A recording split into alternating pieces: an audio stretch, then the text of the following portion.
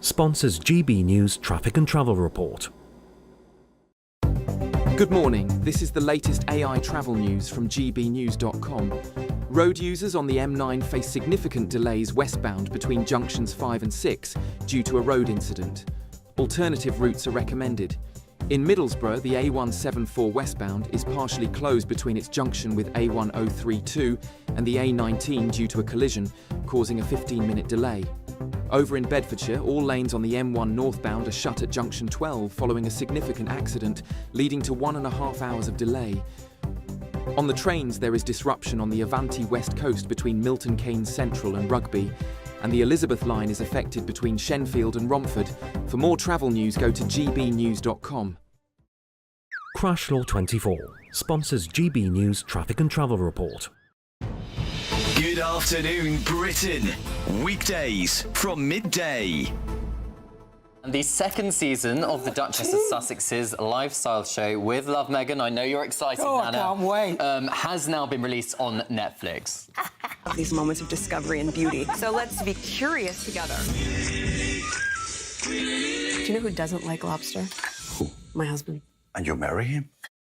I was lucky enough to be given a sneak peek of all 8 episodes, so I've seen the entire thing. I think if you like a cooking show, if you don't want to think much when you're watching it, the show's probably for you. But it's lies. If you don't like Meghan Markle, if you don't like the Duchess of Sussex and how she's got to the show, arguably her critics would clearly say that she wouldn't have been given this platform without marrying Prince Harry, etc., then you're going to hate it. I mean, Meghan clearly has a passion for it. I think the top line, actually, is the fact that she says she was unwell when she was forced to be away from her children for almost 3 weeks. And what we suspect that period was after the Queen's death in 2022. Remember, she was here with Harry, and then obviously the Queen died, so they were here for another couple of weeks. And hasn't she flown over some chef to show her how to cook things because she doesn't really know how to do it? Yeah, the chef who cooks for her wedding with Harry, she's been flown over into a very, very complicated halibut. And there's lots of behind-the-scenes photos of that wedding as well. So again, it's that link to the royal family that keeps dragging the royal family through. back into it just to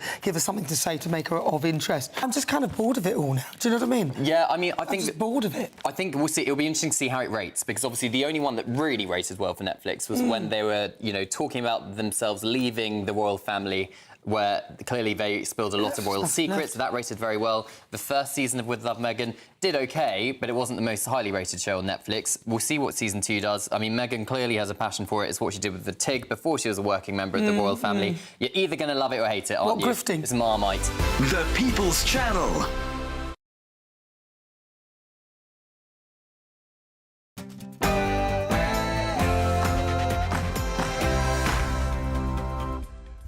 Good morning. It's 9:30 on Tuesday, the 9th of September, live across the UK, Britain's Newsroom with Andrew Pearce and Miriam Cates. Well, the best and worst NHS hospitals have been named and shamed as the Health Secretary defends releasing performance tables for the first time.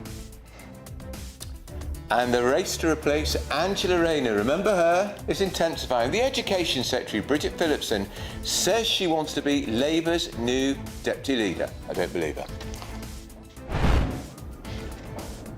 Bridget Phillipson against Bel Ribeiro Addy, of course, the right to be left for the right to be the deputy leader of the Labour Party. Nominations close at 5 p.m. Thursday. The race has begun.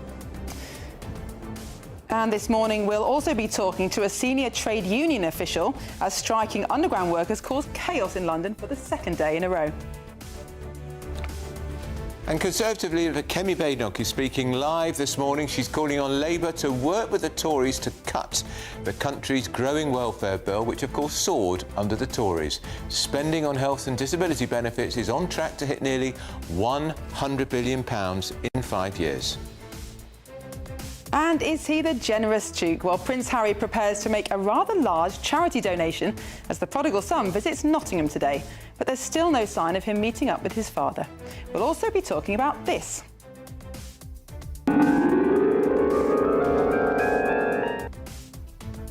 Yes, Bagpuss. Remember Bagpuss? Bagpuss is back. A film starring the lovable cloth-made cat is confirmed. And we're going to look back at a golden era for children's television.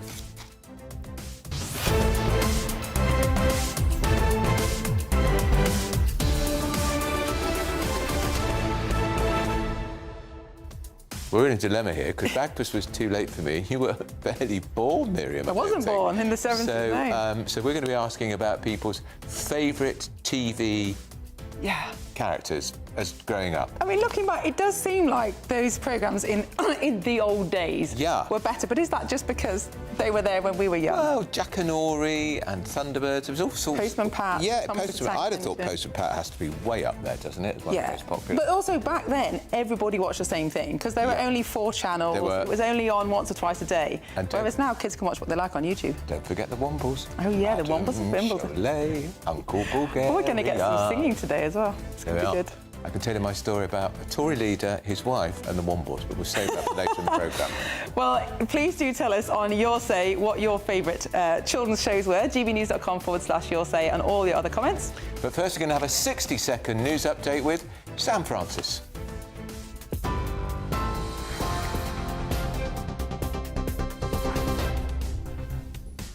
Hello, very good morning to you. 9:30, the top stories. The Health Secretary says new Home Secretary Shabana Mahmood will be as hard as nails tackling illegal migration.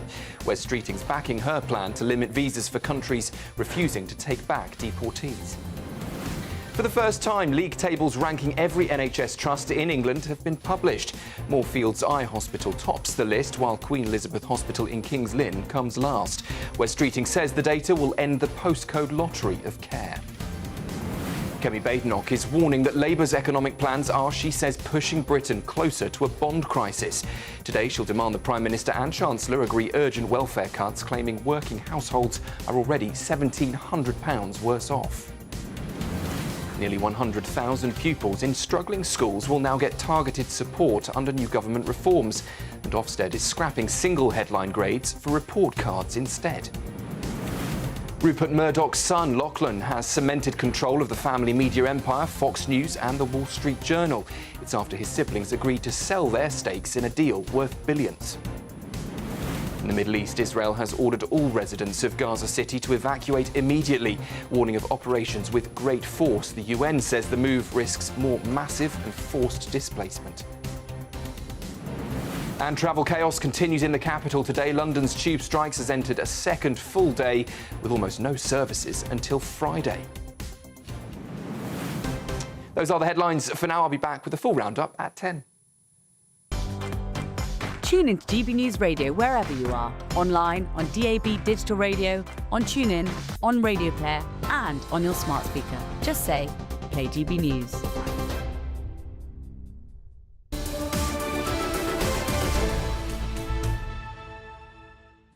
Hello, good morning. Welcome to Britain's Newsroom. We're live across the United Kingdom on GB News with Andrew Pearce and Miriam Cates. So we're getting breaking news this morning on the deputy leadership race of the Labour Party, of which I imagine 99% of you listening and watching don't care. The Education Secretary, Bridget Phillipson, is throwing a hat in the ring to replace Angela Rayner, who was, of course, Deputy Prime Minister. Yeah. And we've just heard that Emily Thornberry, who didn't make it into government because she thought she was going to be Attorney General, but she misspoke during the election about private schools, has just announced she's going to run. But I've got an issue here about Bridget Phillipson. I interviewed her in this Westminster studio for GB News when I stood in for Camilla a couple of weeks ago. Full on, massive job. She's Secretary of State for Education and Schools. Wes Streeting was asked this morning, would you run for the job? I'm sorry, I'm Secretary of State for Health. I've got a really big job to do. I couldn't possibly run for deputy leadership.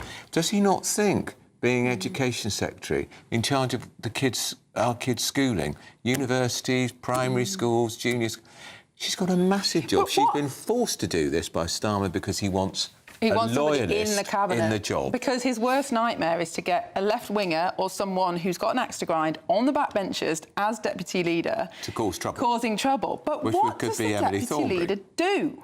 I don't know. It's an official role. They're supposed to keep in touch with the constituency parties? They're supposed to link with the constituency parties and the party members. They have a seat on Labour's National Executive Committee, which is supposed to be all-powerful, but it isn't because Starmer's packed it full of his own people, and they get to make a speech at the Labour Party conference. Now, Rayner did the job very well, but she was Deputy Prime Minister. Yes. So that's where the power lay. The power now lays to the Labour Party, and God help us, David Lammy, who went from being the worst Foreign Secretary probably in history, he's now the Deputy Prime Minister, because he knew he had to get him out of that job because he was an embarrassment, and he's Justice Secretary, so the real power is with Lamb. And this is the problem Starmer faced, because he's done his reshuffle now. Yeah. He's got everybody in the Cabinet. If somebody becomes Deputy Leader that isn't in the Cabinet, what's he going to do with them? Yeah. That's why Angela Rayner worked well politically, same as John Prescott, in the Cabinet, loyal to the Prime Minister, but also keeping in touch with the left wing. I don't know how they're going to repeat that. To me, it seems a bit of a non-job. And I think another one will throw a hat in the ring. Lucy Powell was Leader of the Commons, so she's in charge of the parliamentary timetable, a big job for any government. She was sacked in the reshuffle last week, and I know for a fact she is spitting tacks over being dismissed, and often that's the reason why they want to run for the leadership, because they want to get back at the person who fired them. But then they're not going to be helpful to the Prime Minister helping to get legislation through. But I think what people really care about is the story on the front page of the Telegraph today, Miriam, which is for the first time the government is going to bring in proper league tables, and we see that 4 in 5 NHS hospital trusts are failing according to the first league tables of their kind. 4 in 5? My God! Yeah, but it depends on your definition of failing, and in there it includes things like waiting time, even staff absence. Now, those things aren't good necessarily, but just because you might have to wait longer or more staff are absent doesn't actually mean you aren't going to get health treatment. I think we should be really careful about this. Also, right here, this only applies to England's hospitals because, of course, the NHS in Wales is run by the devolved assemblies, likewise in Scotland. And this says the tables show that 107 of England's 134 acute hospital trusts, 80% are considered to be failing because they're off track on performance targets for running financial deficits, or running financial deficits. Well, they're running financial deficits because they don't have enough money. But those things are bad things, but they don't mean you're going to get bad treatment if you walk through the door, and that's what worries me. It's also really focused on cities because it says, oh, well, patients can choose where to have treatment. You can't if you live rurally. It's one hospital. That's your hospital, whether you like it or not. So I don't see how this helps. I'm from a very big town now, Swindon. It used to be, it's doubled in size since I left home in 1979, but there's still one hospital there for a town the population of 180,000. You've got no choice. So West Streeting saying this will give people choice because you'll see which ones are failing, which ones aren't. Well, actually, you haven't got much choice if 4 in 5 if your hospital in Swindon is 134 out of 135, everybody locally feels bad about it. And all the doctors and nurses feel bad about it. Feel You can't do anything. I know. They're doing the opposite with schools. But we are going to have a guest on this in a moment. But I do think people are entitled to know: are there hard-earned taxes? Are you getting a decent service out of this? Most people know anecdotally anyway, don't they? Yes, they do, because people talk about these things. Well, let's stick with politics, and we're joined now by GB News' political editor, Christopher Hope. Christopher, good morning. How are you? Good, Miriam. Welcome to a sunny September day here in Downing Street. The Cabinet's gone inside behind me. We've been shouting, will they support Bridget Phillipson in the leadership race or whoever? Of course, the deputy leadership race nominations close at 5 p.m. on Thursday. We'll have regular updates every night at 7 p.m. on Labour's website today and tomorrow night.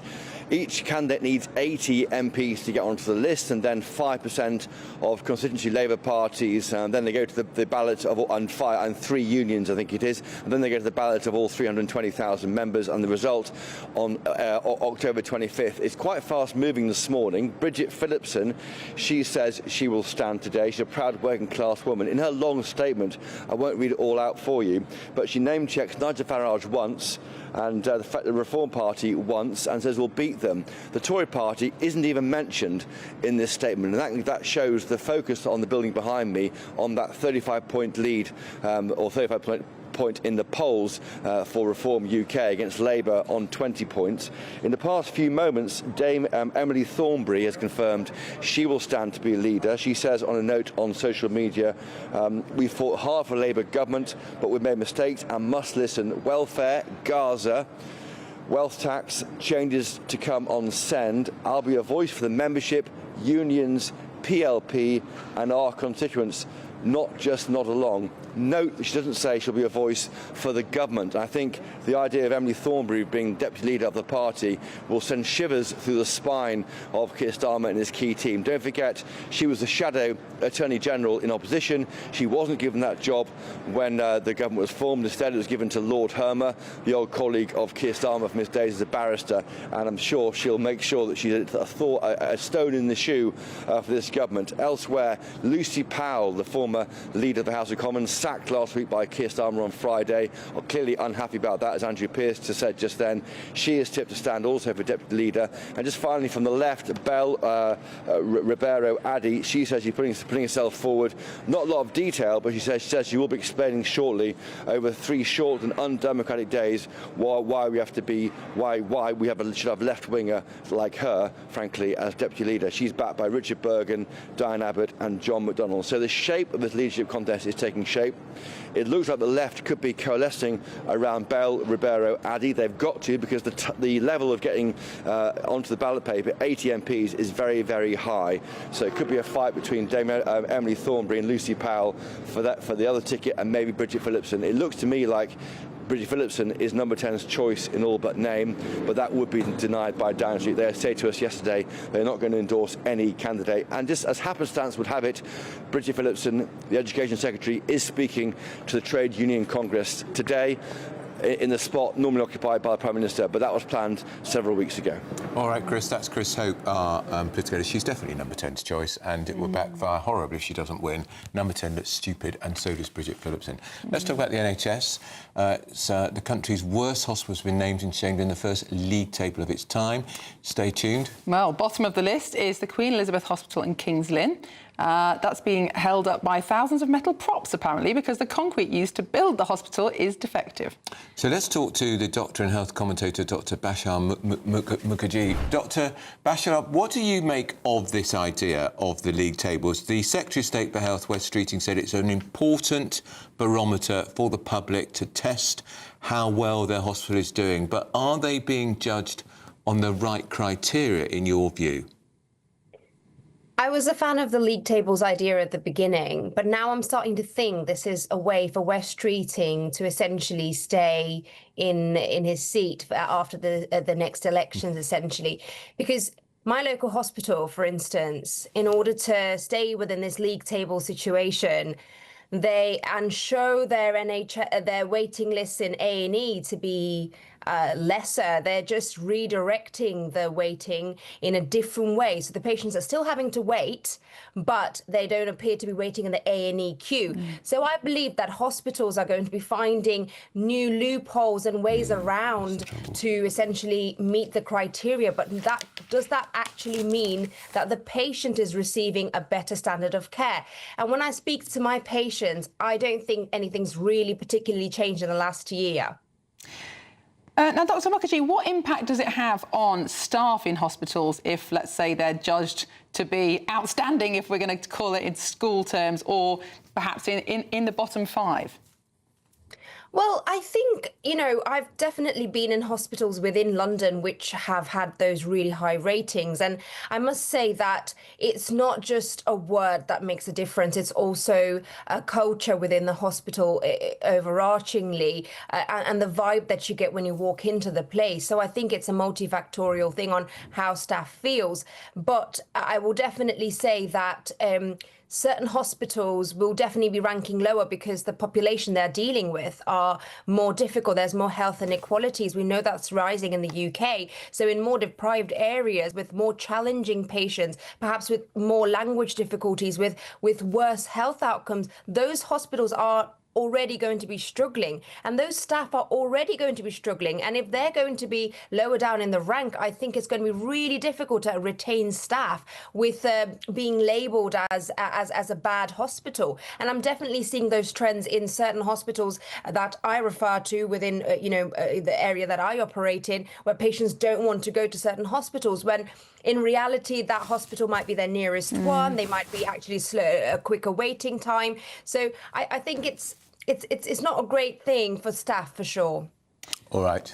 That's Dr Bashar Mukherjee talking about those hospital waiters. Sorry, on pressure of time, Doctor, we've got to move on because we're going to talk about the Reform wants to ditch some of the new high-speed rail schemes, saying they'll spend the money on things the country needs more. But up next, we'll be speaking to one of the country's most senior trade union officials about the tube strikes that are wreaking havoc on our capital. Well, it's ground to a halt, the capital, completely. It's a scandal, frankly. I think I might walk everywhere today. But if you fancy getting away from the strikes, here's the forecast for the top European destinations. Can't wait to get in that sea. Lovely and warm. Just like the feeling of having great travel insurance. All Clear Travel Insurance sponsors GB News Travel Destinations Forecast. Looking ahead to tomorrow and across particularly northern parts of Italy, also into Croatia, there will be the return of heavy thundery rain. Also around the Canary Islands, a few showery bursts possible. A bit of rain pushing into the north of Portugal and northwest Spain. Otherwise, a good deal of fine, often sunny weather around. Also across Greece, generally dry, just a few showers to watch out for here. As we go through the rest of the week, away from parts of Italy and Croatia, it is going to be mostly dry and sunny. All Clear Travel Insurance sponsors GB News Travel Destinations Forecast. In the GB Newsroom, we bring you the news as it happens. With our team of dedicated journalists across the UK, we're ready to keep you up to date with what's happening every half an hour, every single day. Bulletins here on GB News, the People's Channel, Britain's news channel. GB News Breakfast. Every day from 6 a.m. You'll be very familiar with Colin. He's at birthday parties all around Britain. But he's not what you may think he is. He's not what he seems. He's a frozen edition. You can see he's melting. It's an ice cream Colin the Caterpillar cake, which has come out in Markle and Spencer's. I think we'll have to test that. I think we will. Let's give it a go, shall we? Test that. So you do the honours there. Do you want to do it with me? And we can make a wish. No. You do that. You go work away at that. Well, I talk to you guys because... Oh, wow. Claire, there's a story today in the Daily Star about chocolate bars being tuneful. Tell us more. So, a university professor at Bristol has come up with a design of music commissioned by a couple of chocolate companies. And apparently there is music that they're called the sweetest melody that will enhance the flavour of chocolate, enhance the flavour of eating. And if this actually goes the way that they think it might, then you should be playing music to the... Does it tell you what type of music you should be playing? The sweetest, kindest, soulful piece of... Claire, he just ate your foot. I'll give you another foot. Oh, no, you're fine. Touched it. Absolutely fine. Norman, pass me a plate. OK. I would just say that if you go back far enough, the advert that I remember was tunes help you breathe more easily. But I noticed on Claire's story on the in the Star, Chucky Bar so tuneful. Next to it is thank you very much, is a headline saying, I hate marathons, which is Mo Farah. But apparently he's not talking about Snickers bars, he's talking about running. Maybe we're all eating too many chocolate bars. Well, yeah. I'm not going for a run. Right, because Snickers bars used to be called Marathon. They did. Yeah. They did, yeah. Much better name. That was that. Right, should we give this a go? Let's give it a got a piece, I will say, quite difficult to cut, because obviously it's frozen. GB News, the People's Channel. Britain was once the envy of the world. But look around. A nation that no longer knows what it is or where it's going. A country that's broken. How do we fix Britain? How do we bring it back? Friday night with Matt Goodwin at 8 p.m. Only on GB News. At GB News, we love to hear from you, our loyal community. So drop us a line at gbnews.com/yoursay. There you can talk to each other and also to the presenters live on air. gbnews.com/yoursay, because GB News is your channel, Britain's news channel.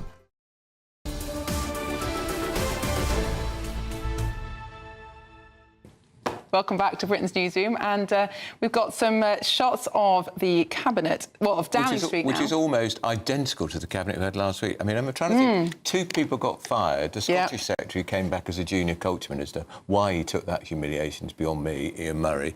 And Lucy Power, who's leader of the Commons, who was sacked, and the new leader of the Commons is the former chief whip. It's a bit like musical chairs, and Angela Rayner left a spare one. Yeah, exactly. And there will be... when I was a backbencher, I used to hate the reshuffles, especially... Because you never got a job. No, well, I was never offered a job. But they're more and more frequent as time went on, as you may remember. Yeah, but the because problem it's desperate. is that as a backbencher, you build up a relationship with a cabinet minister. Let's say you've got an issue in your constituency that needs sorting out. And then it changes again, and you have to start again. Then it changes. So it's really embarrassing. You go back to your constituents and say, well, this minister was going to sort out this bus route in our patch, but I'm afraid they've changed again, and then the next one hasn't got time to see me.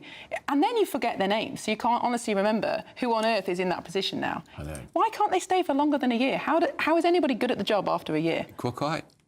You wouldn't have it in any other profession, would you? And if you think about the reshuffle, Yvette Cooper is now our Foreign Secretary. She's never, ever worked in foreign affairs. I thought you were going to say she's never been abroad. No, but she's Foreign Secretary suddenly. What does she know about anything? I know. Well, and of course you rely on the civil servants. It's a big world out there. It's called Ukraine and Gaza, and she's been deeply steeped in not sorting out.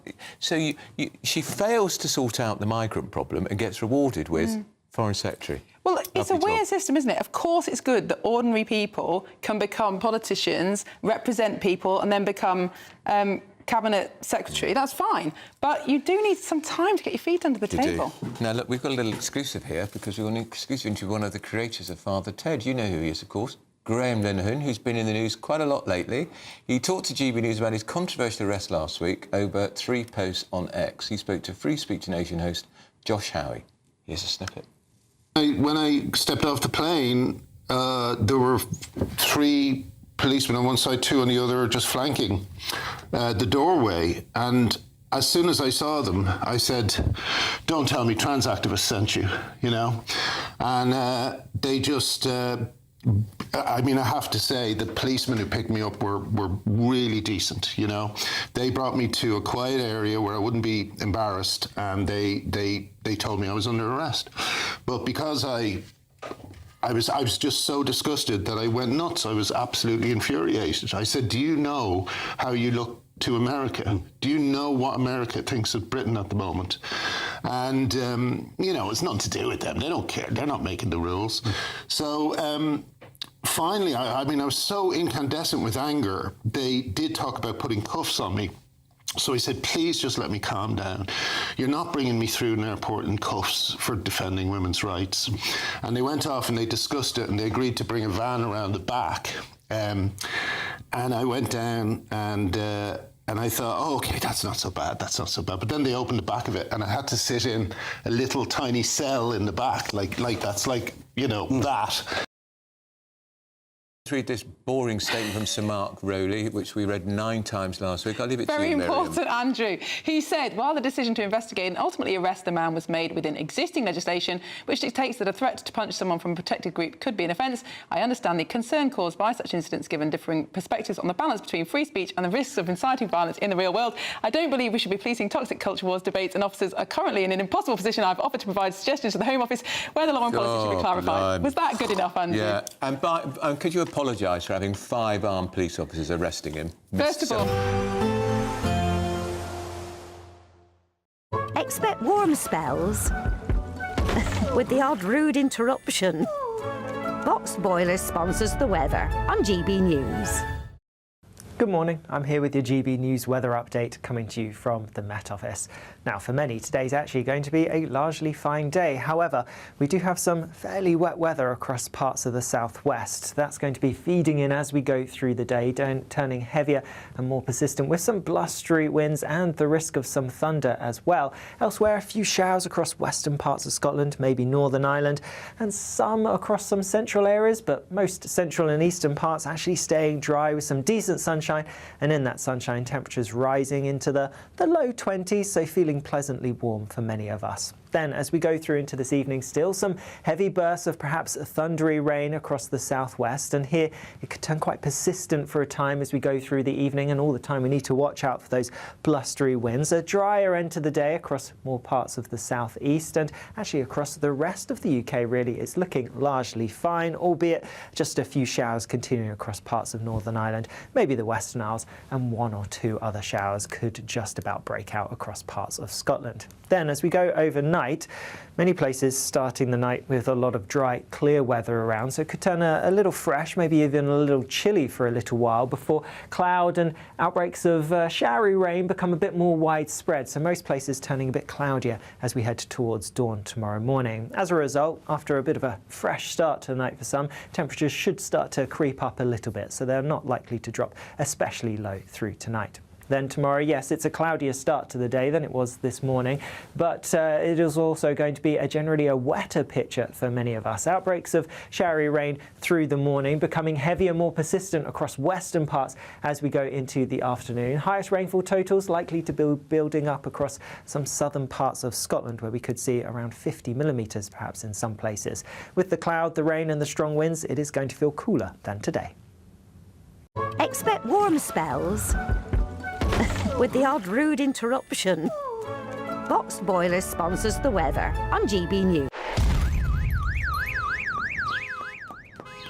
Crash Law 24 sponsors GB News Traffic and Travel Report. Good morning. This is the latest AI travel news from GBNews.com. On the M9 westbound, the road is partially blocked between junctions 5 and 6 due to a traffic incident, with on-slips closed. In Bedfordshire, an accident on the M1 northbound near junction 12 has shut all lanes, causing 90-minute delays. Middlesbrough has congestion on the A174, with one lane closed due to a collision. In Bristol, a broken-down vehicle on the M5 northbound has closed one lane. And on the trains, Avanti West Coast services are disrupted between Milton Keynes Central and Rugby, and Elizabeth Line services between Shenfield and Romford are affected. For more travel news, go to gbnews.com.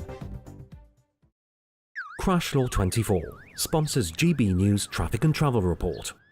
This is your chance to win a motorhome and cash in our biggest giveaway to date. Courtesy of Markle Leisure, you could be the proud owner of this 2025 Benamar Primero. It comfortably accommodates 4 people and can be driven on your standard driving licence. Plus, you'll also bank an incredible £30,000 in tax-free cash to spend on anything you like. Make sure you don't miss out. For another chance to win, text WIN to 63225. One entry costs £2.50 plus one standard network rate message, or text bonus to 63225. 5 entries cost £5 plus one standard network rate message. Go to gbnews.com/win. Entries start at £2.50. Call 0903 686 3232. Calls cost £2.50 plus your network access charge. Or post your name and number to GB16 PO Box 8690 Derby DE1 9TT. UK only. Entrance must be 18 or over. Lines close at 4 p.m. on the 31st of October. Please check the closing time if listening or watching on demand. Good luck.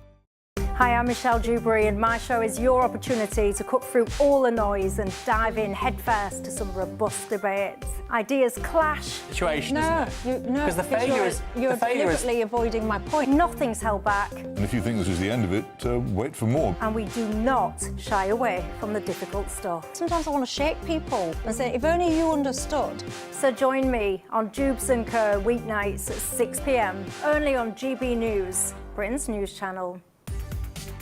From the school run to the home run, watch a new show for all of Britain. He can say whatever he wants. A straight talking show where all voices are heard. And, you know, when are we going to stop talking about smashing the gangs and actually do it? With the stories that matter from every part of our country. There's a bit of a crash landing there for your Chancellor. Bold, fearless and standing up for you. That's me, Martin Daubney, 3 p.m. till 6 p.m, weekdays, here only on GB News. The People's Channel, Britain's news channel.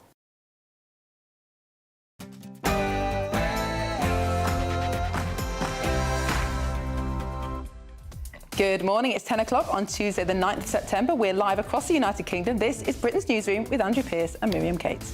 So the new Home Secretary, she's talking tough on migration. Have we heard that before? Shabana Mahmood says the UK will suspend visas from countries which refuse to take back illegal migrants and foreign criminals. And the Reform Party have said they'll ditch all new high-speed rail projects if they form the next government. They say they'd spend the money on things the country needs more.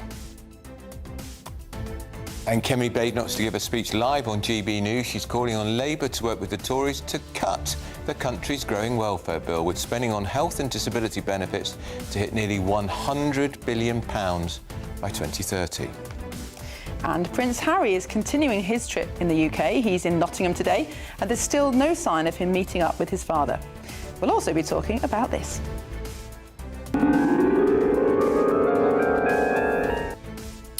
That's Bagpuss. Remember Bagpuss? It's confirmed a film starring that lovable old cat made of cloth is to be made shortly.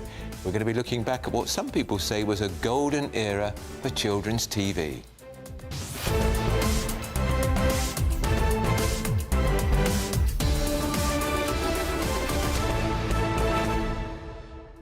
Well, do let us know what you think about that and all the other stories we are covering today. gbnews.com/Chelsea. And whether they agree with you and me about league tables. Yes, let us know about that. First of all, here's the news with Sam Francis.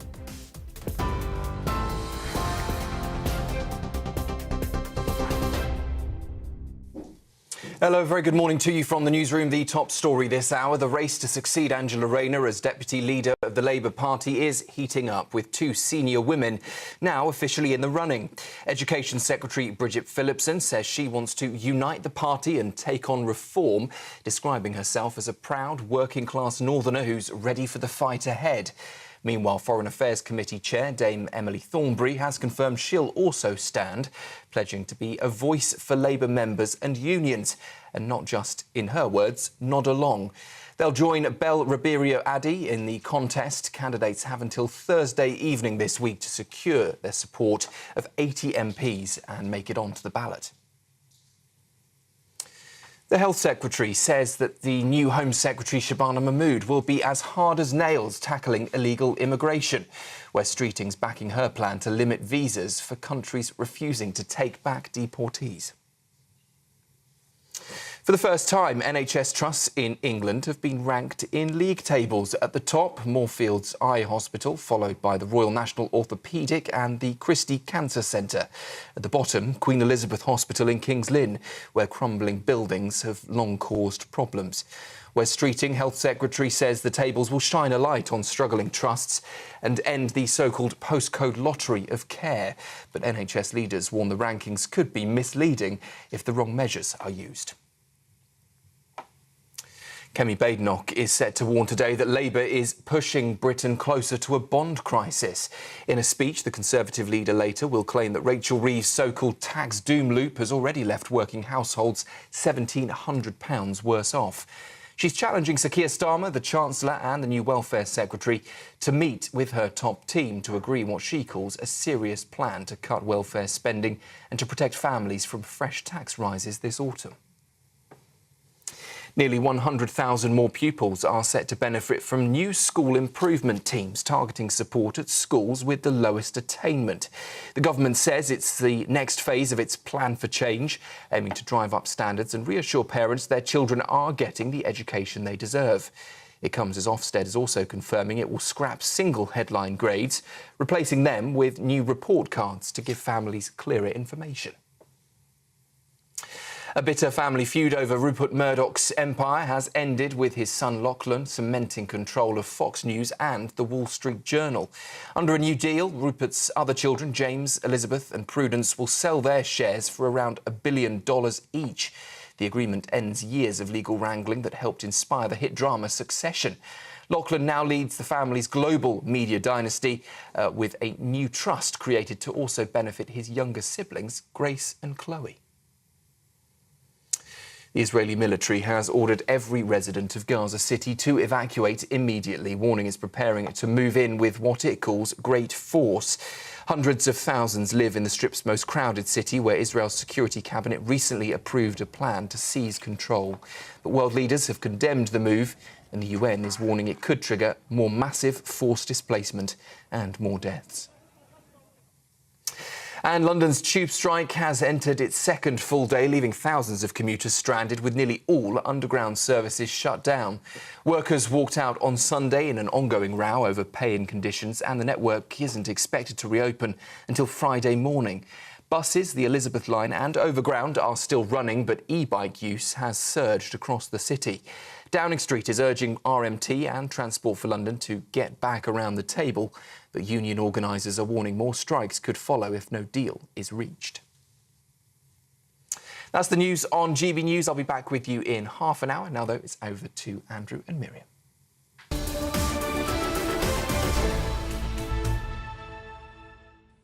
Britain's Newsroom, live across the UK.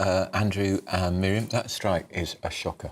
Yeah, absolutely. The whole of London ground to halt yesterday, and they had to cancel the Coldplay concert, other concerts were cancelled, and I was in central London.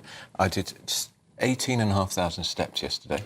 Wow. I had to walk everywhere. God. And I was on a bus at 8 o'clock last night. People were banging on the doors trying to get in at 8 o'clock because the bus was packed to the gunnels. I've been using the Elizabeth line, which is still running, but the queues are kind of 6 or 7 people deep, and only 2 rows can get on each time. It is definitely just so stretching people know what everybody's it's about, the RMT want their workers who last year got a 6.3% pay rise, double the rate of inflation. They want their working week to go from 35 hours to 32 hours, and they want a 75% concession on travel. Apparently they're committed to a 4-day week, which they think is a more modern stance anyway.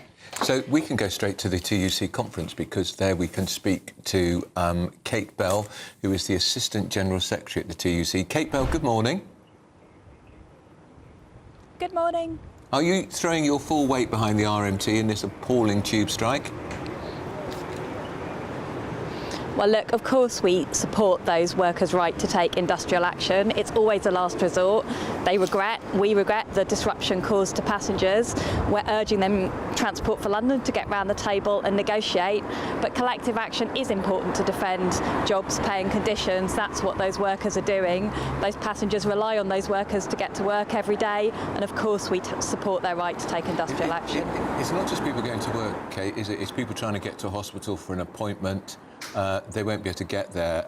The queues for buses yesterday were 10, 12, 14 deep. This union is holding the capital city, our great capital city, completely to ransom.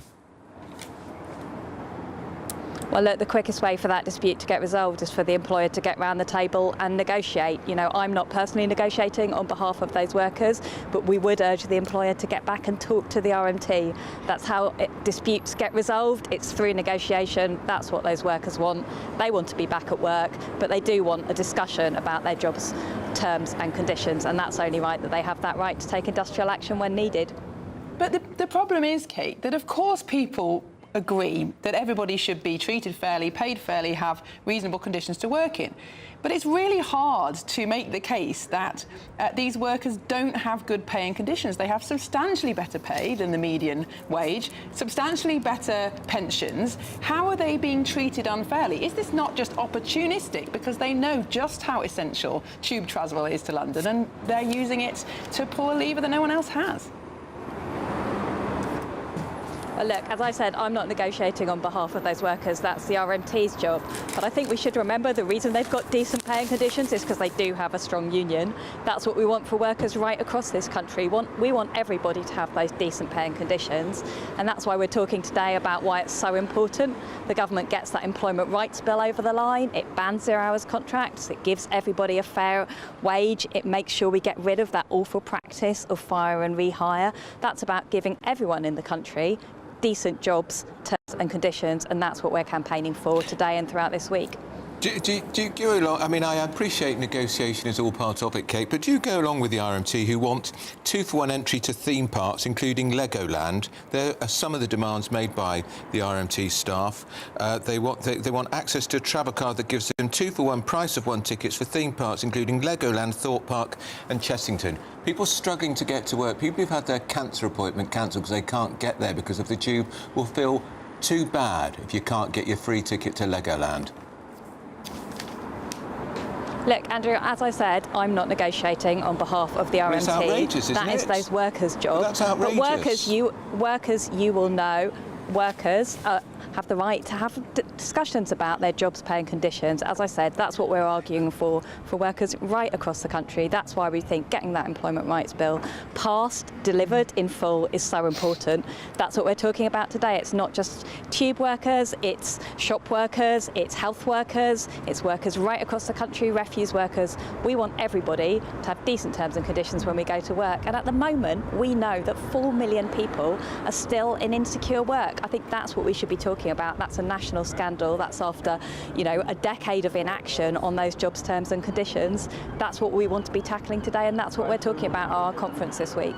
Are you concerned that now Angela Rayner is no longer in post? She was, of course, a champion of that bill.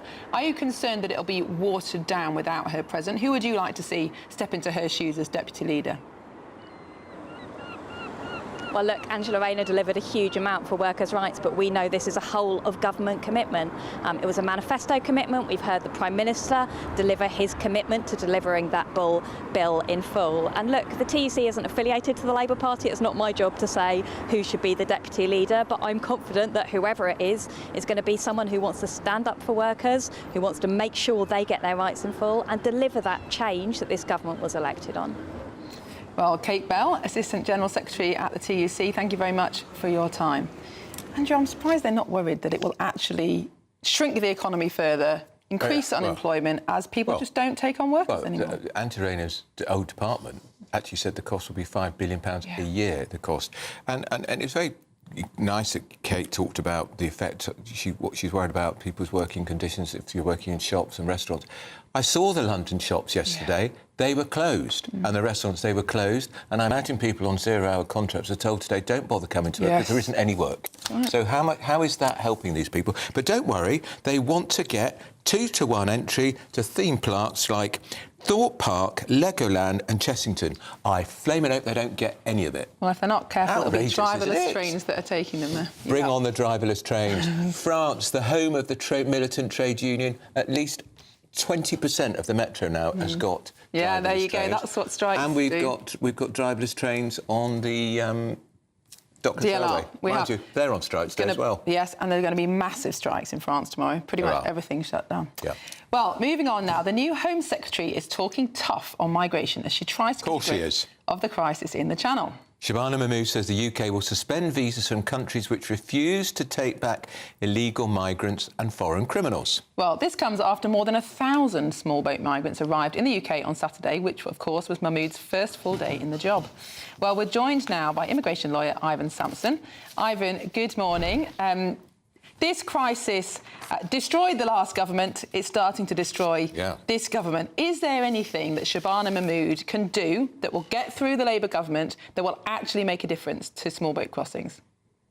Well, look, asking countries to take back their citizens is both just and reasonable. I can't see any reason why a country should refuse it. So I think that it should have been considered before this policy. Suspending visas could act as a really powerful diplomatic tool to pressure these non-cooperative countries into signing a returns agreement. And also it sends a clear signal that there will be a consequence for refusing to take back citizens. And, you know, this has been the historical reason, the major barrier to effective removals is that countries won't take back their citizens, or we haven't been able to do that because the countries themselves are not stable. So I think congratulations to her, but I don't think it's her idea. It's been mooted by several people before. I think Nigel Farage also mooted it as well. So many people have said this is the right way to go. There are problems with this, and the biggest problem is the humanitarian legal challenges that it could face. But also, there's talk that the countries affected, such as Pakistan, India, Iraq, will respond with tit-for-tat measures, implications for trade deals, universities unable to recruit as many foreign students, and apparently America aren't interested in this deal. Well, and Pakistan accounts for 10% of asylum claims in the UK. And you're right, historically, whenever Pakistan has been attacked diplomatically by another country, they resort to tit-for-tat measures. And we have to also remember that countries like India and Nigeria, we have a lot of students coming from there paying foreign school fees. So it's more complex than you can think. But the biggest problem they have is courts don't like blanket bans. They've deemed them to be unlawful in the past, and I fear that we may have a problem again. And then again, we have the ECHR issue because the courts are reluctant. Boo, moan, groan, Ivan. You know my view on that rush hour. Because the courts will be reluctant to send back their people to countries where they may face persecution or threat to their life or inhumane and degrading treatment. So I think, and there's also the Refugee Convention as well. So it's not as straightforward as you think of just banning people, because there will be challenges in the courts. It's always the law. Well, immigration lawyer Ivan Sampson, thank you so much for joining us this morning. She's talking the talk, and it all sounds great on day 1, day 2, day 3, but doesn't she think her predecessors have thought about the same thing? Well, the Tories introduced this provision to send people back. They never enacted it. They never, maybe Labour because of probably the tit-for-tat that was coming the other way. Possibly. Well, let's talk about the NHS again, because the news today is that the country's worst hospitals have been named and shamed. Bottom of the list, the Queen Elizabeth Hospital in Kings Lynn. It's being held up apparently physically by thousands of metal props because the concrete used to build the hospital is defective. Well, we're now joined by Steve Bryan, who's the former chair of the Health and Social Care Committee in the House of Commons. Steve, good morning. Thank you so much for joining us. What do you think of this idea from the Health Secretary, Wes Streeting, to implement a league table of hospitals and name and shame the worst? Well, look, maybe come on to the reason why they're doing it now. I don't think there's an argument from me, Miriam, and hi, Andrew, that it's right to empower patients. The question is whether the league table mechanism actually delivers that. I suspect that given the political crisis surrounding the government, this is part of their political strategy to continue to bash the Tories around the head.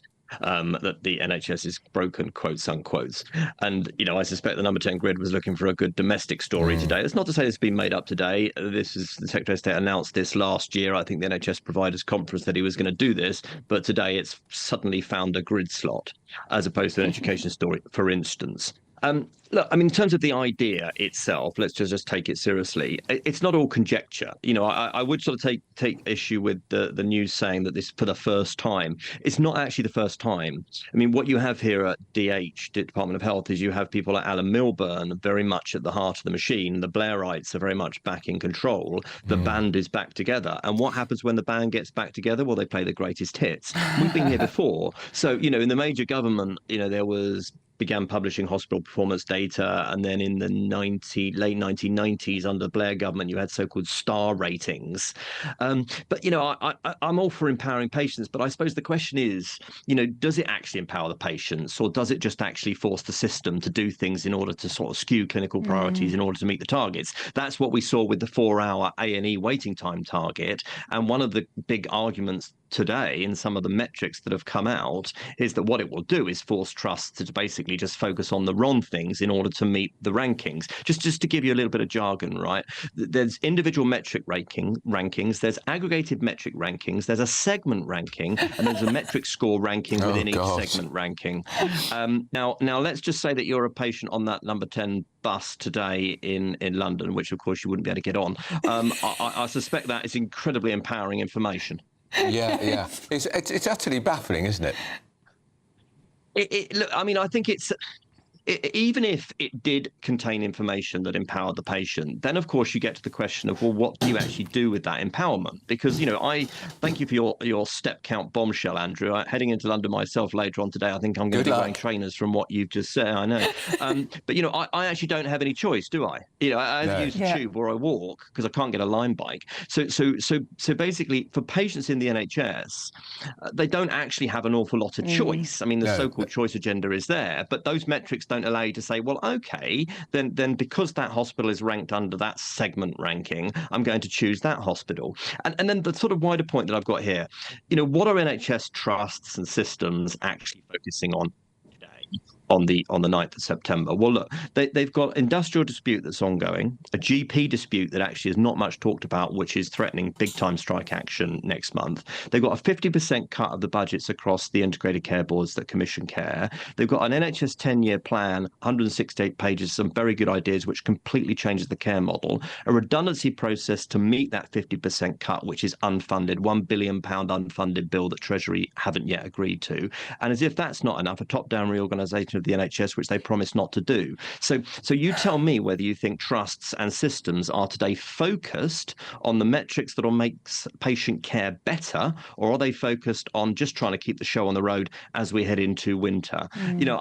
I'm all for this plan, this NHS 10. This is the 10-year plan. Look, I've even got it. I'm that sad. But the fact is there are so many ideas in there which are really, really good ideas for the future. But right now, I can tell you, you talk to trusts, you talk to systems in the NHS, they're just trying to keep the show on the road.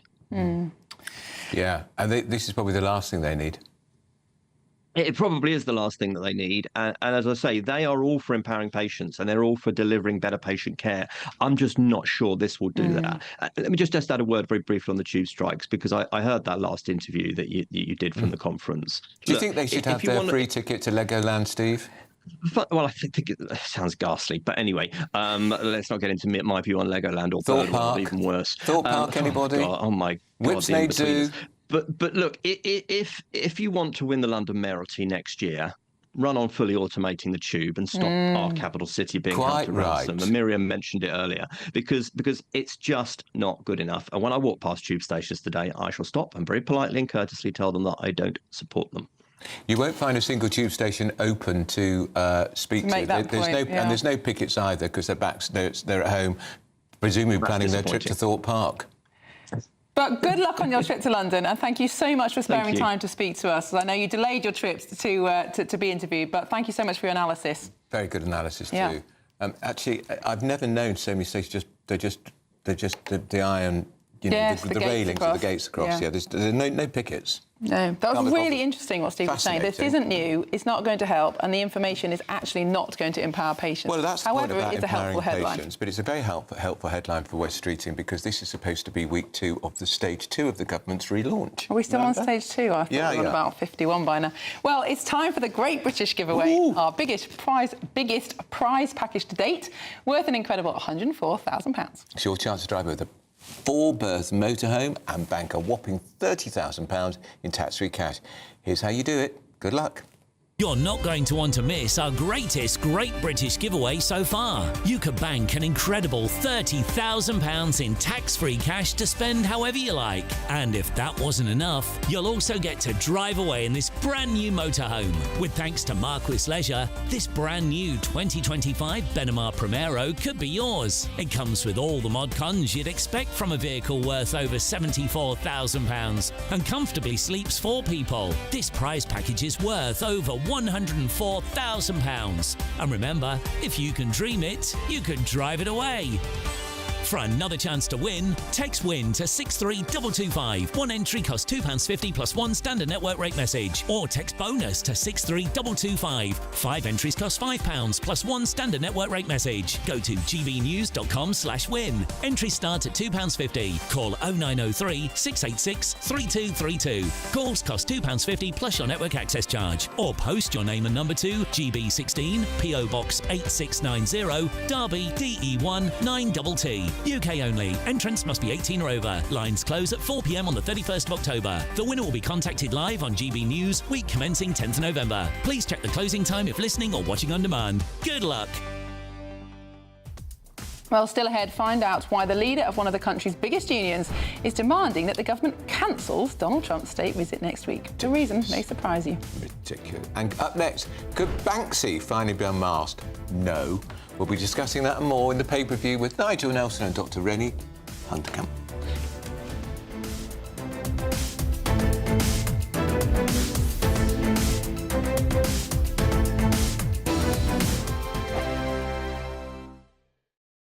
Westminster's full of talk, but out here, it's the real world. Am I allowed to talk No, now? that's it.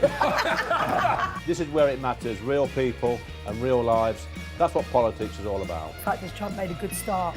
No. Straight answers, no spin, and just a couple of pints. How many fingers have I got up? About 10. So join me for Lee Anderson's Real World every Friday at 7 p.m. only on GB News. The People's Channel, Britain's news channel.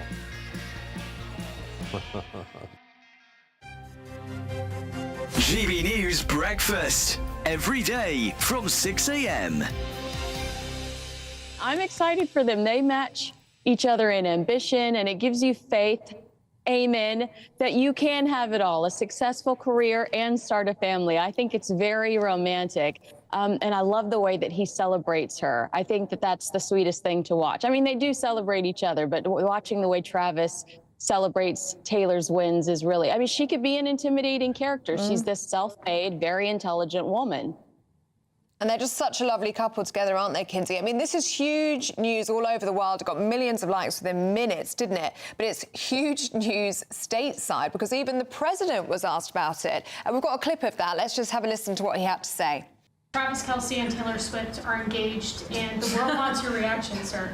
Well, I wish him a lot of luck. Oh. I think he's a great player. I think he's a great guy, and I think that she's a terrific person. So I wish them a lot of luck. That's very nice, Kinsey. Very generous towards Taylor Swift, because he said previously, I think, that he hates her, hasn't he?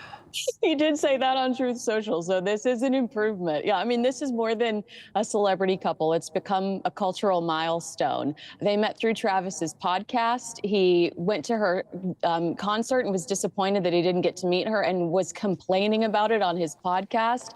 And they quickly became the most talked about pairing in modern pop culture. She attends his games. NFL ratings have gone through the roof over it. And you're right, it is a national talking point. So, of course, we're excited 2 years after they started dating that they're going to take the next big step and get married. When is the big day likely to be, Kinsey? I think that they might keep this a secret from us.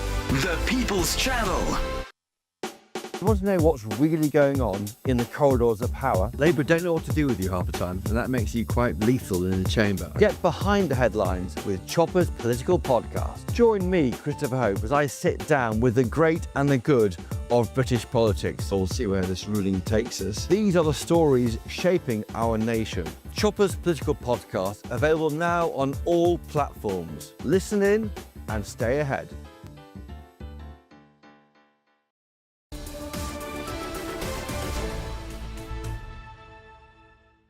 Well, it's 27 minutes past 10. You're watching Britain's Newsroom on GB News. We've got the panel with us, Dr. Rennie Hunderkamp, who's sat there. She's normally not sat there. And Nigel Nelson, who's sat there, who's normally sat here.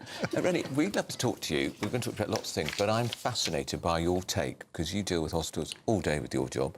What is the point of these league tables? Do they mean anything apart from giving the Secretary of State for Health a good headline? Yeah, I don't think they do. I think you're absolutely right. I think this is a soundbite that makes him look like he's acting tough and he's doing something, when in actual fact everybody knows that there are bad hospitals and good hospitals, and they probably also know where they are.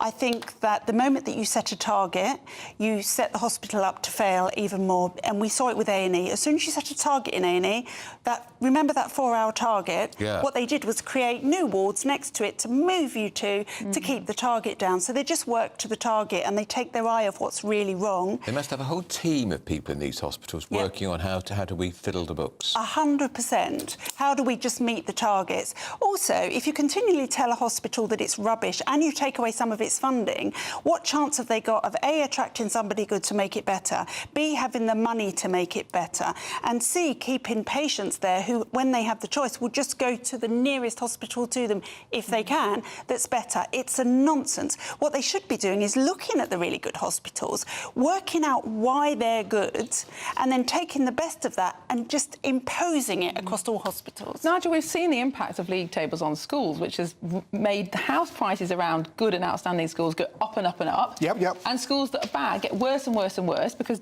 good teachers won't work there. That's and anybody who's wealthy enough or mobile enough to move out of the area does so. Yeah. Surely it's going to have the same impact on hospitals. I mean, for the first time, I agree with every word Rennie is actually saying there. We can't have that. Andrew Lansley started this, when he was trying to reform the NHS, and his argument was that if you start grading hospitals, that you will bring the worst up to the best. And I remember asking, well, how do you think you're going to do that? Because if I look at a mortality rate in a hospital for some procedure I'm going in for, and it's high, I'm going to go somewhere else. Yeah. So the whole thing didn't seem to work, and it didn't. So the Andrew Lansley reforms went down. I mean, Rennie mentions the 4-hour targets. I remember again, and having a go at Andy Burnham when he was Health Secretary, when he introduced the 4-hour targets in A&E, hospitals were just moving people to a different part of the hospital. You tick the box, there hadn't been an A&E for any more than 4 hours, but they were still sick, they were still in pain, nothing had actually changed. I mean, the interesting thing is, the fact that there are 174 trusts actually identifies what the problem is. We have so devolved the NHS into millions of little areas where they have their own budgets, their own back office, the duplication is massive. Same criticism made of police forces, actually. 100%. So many different constabularies when it's too much duplication. Do you know HCA, which is is a big American private company, employs as many people across the world as the NHS done. They have one board. One board that makes the rules, it's imposed, and it runs beautifully. We need to bring it all back to central control, get rid of all these little kings in their fiefdoms, raking in the money and duplicating effort. Nigel, it's also the opposite of what Labour are doing in education. They have scrapped the one-word judgments that Ofsted use. Do you think there's a kind of political tension here between what they're trying to do in one sector and in another? I think the Ofsted thing is slightly different. The trouble with the Ofsted one-word thing is it didn't give you a real actual indication of the school. Well, neither does this. And we just had Steve Bryan on, the former chair of health. I was watching, yeah. Basically saying that the information contained in this is not really worth it to patients. Well, I mean, there is more information. So, but when it comes to league tables, it just seems to be, for all the reasons everyone has said, that you end up making the bad even worse, and that seems to be the problem. If there was a way you could actually make them better by doing it, then great, but it doesn't seem to work that way. And is it fair that this benighted hospital in Norfolk, which is bottom of the list or top of the list, whichever way around you want to do it, part of the reason is because the foundation's also being held up with metal? How does that? How is that fair? That's not the doctors and nurses' fault and consultants' fault. It's not the doctors and nurses' fault. However, I think what this is Wes knowing now that he can't grab hold of the problem, identify it, and make the changes that are actually necessary to make this health service work. It could be done, but there's too much pushback at the other end, and he's suddenly realised it. So the only thing he can do is introduce another league table and try and distract people. It really is a look over here, guys. Don't look over there. Very interesting. Well, we'll have you two both back in an hour. Yes, but we've run out of time for now, and we're going to have the 60-second news update with Sam Francis.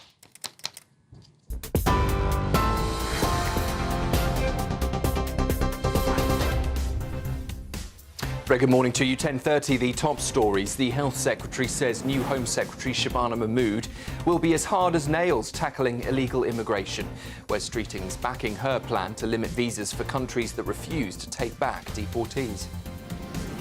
For the first time, league tables ranking every NHS trust in England have been published.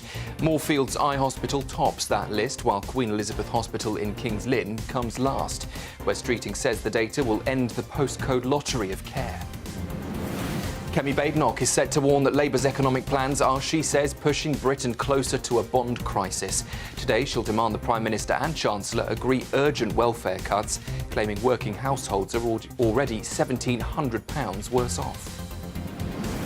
Nearly 100,000 pupils in struggling schools will now get targeted support under new government reforms, and Ofsted is also scrapping single headline grades for report cards instead. Rupert Murdoch's son Lachlan has cemented control of the family's media empire, Fox News and the Wall Street Journal, after his siblings agreed to sell their stakes in a deal worth billions. In the Middle East, Israel has ordered all residents of Gaza City to evacuate immediately, warning of operations with great force. United Nations says the move risks more massive forced displacements. And travel chaos is continuing in the capital. London's tube strikes have entered a second full day, with almost no services until Friday morning. Those are the headlines. A full roundup at 11.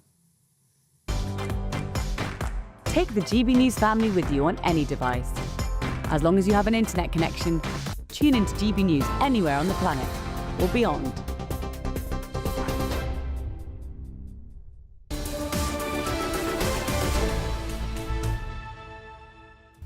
Well, coming up next, as Dame Emily Thornberry says she wants to be Labour's next deputy leader, we'll ask if Sir Keir Starmer's worst nightmare is about to come true. No, it'll be that terrible left-wing woman. What's her name? Could be anyone. Belle Ribeiro. If they pick her. You're watching Britain's. Yes, could be interesting. Well, see you after the break.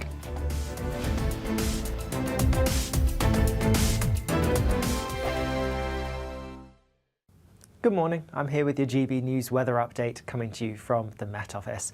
Now for many, today's actually going to be a largely fine day. However, we do have some fairly wet weather across parts of the southwest. That's going to be feeding in as we go through the day, turning heavier and more persistent with some blustery winds and the risk of some thunder as well. Elsewhere, a few showers across western parts of Scotland, maybe Northern Ireland, and some across some central areas, but most central and eastern parts actually staying dry with some decent sunshine sunshine, and in that sunshine, temperatures rising into the low 20s, so feeling pleasantly warm for many of us. Then, as we go through into this evening, still some heavy bursts of perhaps thundery rain across the southwest, and here it could turn quite persistent for a time as we go through the evening, and all the time we need to watch out for those blustery winds. A drier end to the day across more parts of the southeast, and actually across the rest of the UK really it's looking largely fine, albeit just a few showers continuing across parts of Northern Ireland, maybe the Western Isles, and 1 or 2 other showers could just about break out across parts of Scotland.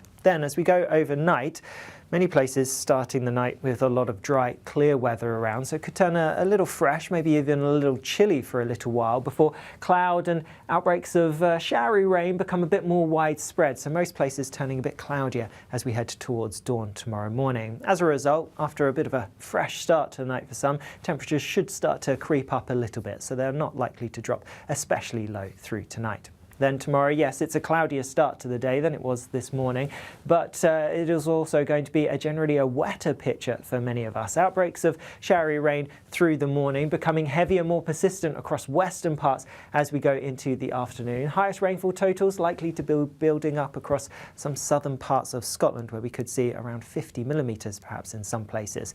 With the cloud, the rain and the strong winds, it is going to feel cooler than today.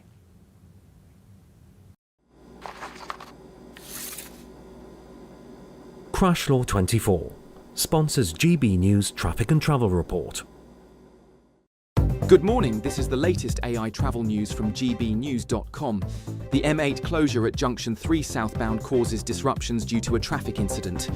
Alternative routes are recommended with extended travel times expected.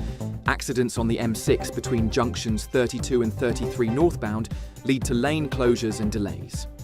In Middlesbrough, the A174 westbound is partially closed, causing 10-minute delays. Eastbound travellers on the M4 in Greater London face 1-hour delays. Congestion on the M25 clockwise in Surrey results in 10-minute delays. And on the trains, Avanti West Coast passengers face disruptions between Milton Keynes Central and Rugby. For more travel news, go to gbnews.com. Crash Law 24 sponsors GB News Traffic and Travel Report.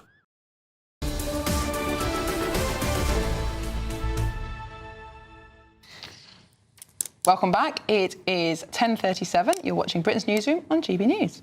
Well, let's get to a big development in the race to be the new Deputy Leader of the Labour Party. That is, of course, because Angela Rayner, when she resigned as Deputy Prime Minister, because she's a tax dodger, also resigned as... She is a tax dodger.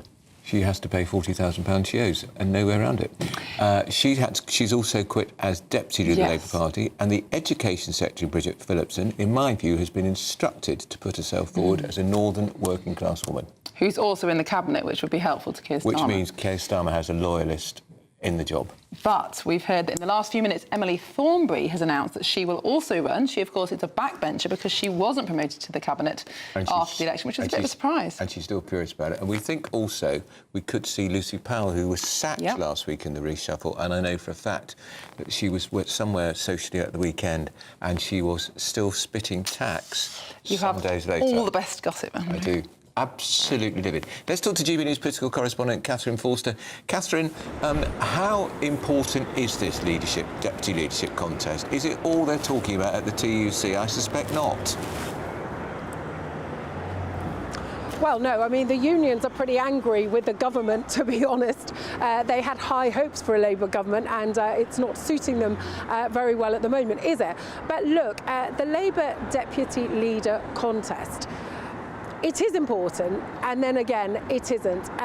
It is important in that clearly it's an influential, important position, and the whole nightmare of Angela Rayner having to go, it necessitated, led to the huge cabinet reshuffle, but also this vacancy. And what it does is it gives an opportunity for all sorts of factions to rear their heads and make Labour look rather less united than the Prime Minister would like. So, of course, we've had Belle Ribeiro Addy, who's on the far left of the party, coming out to say that she's going to run. She used to work for Diane Abbott. She's got momentum behind her.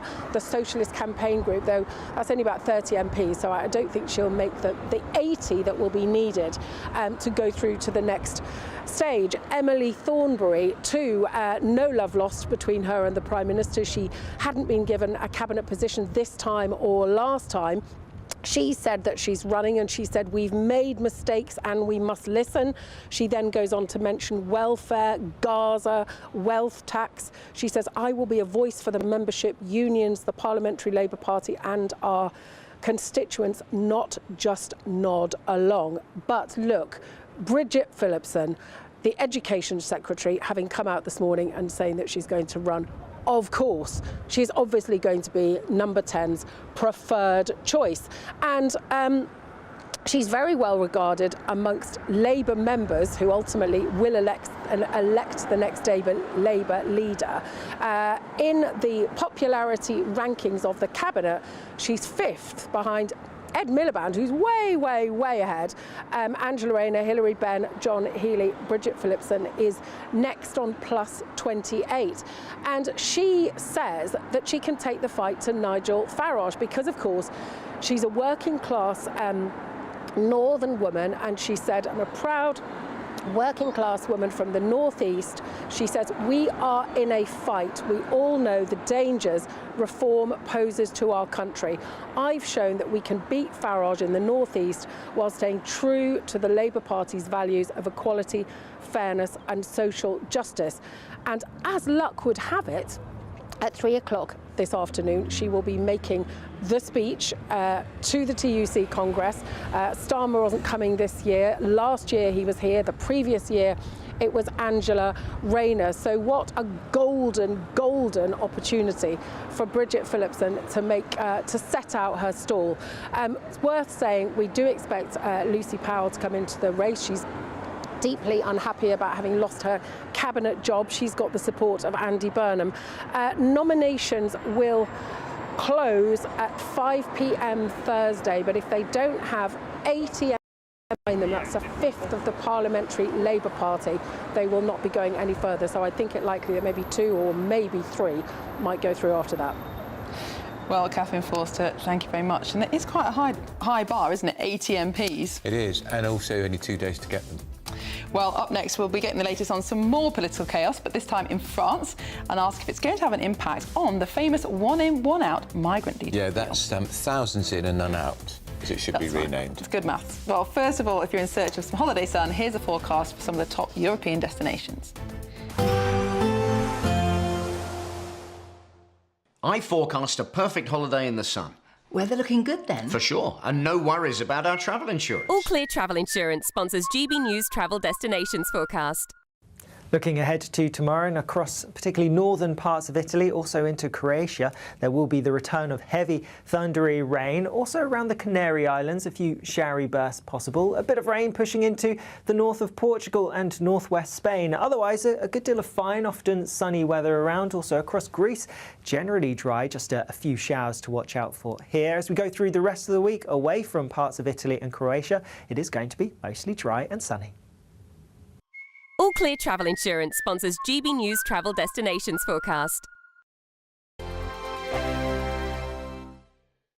It's Patrick Christie's Tonight, and here we do things differently. It's explaining the absolute madness of this, doesn't it? It's explosive. I mean, this is very good. It's lively. 850. Your government sat there short and it did nothing. It's controversial. And the Middle East has been in turmoil since before I was born. It's everything you need to kickstart your evening. Everyone's had their Weetabix tonight. I love to see it. That's Patrick Christie's Tonight, weeknights from 9 p.m.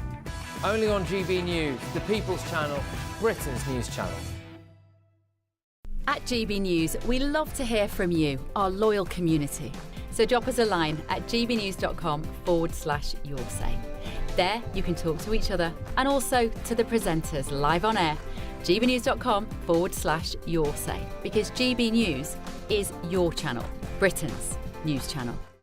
Hi, I'm Michelle Dewberry, and my show is your opportunity to cut through all the noise and dive in headfirst to some robust debates. Ideas clash. Situation, isn't it? No, because the failure is you're deliberately avoiding my point. Nothing's held back. And if you think this is the end of it, wait for more. And we do not shy away from the difficult stuff. Sometimes I want to shake people and say, if only you understood. So join me on Dubes & Co weeknights at 6 p.m, only on GB News, Britain's news channel. Join me, Nana Akwe, for an informative, interactive news programme with a difference. It's fun. No, he didn't say that, Dave.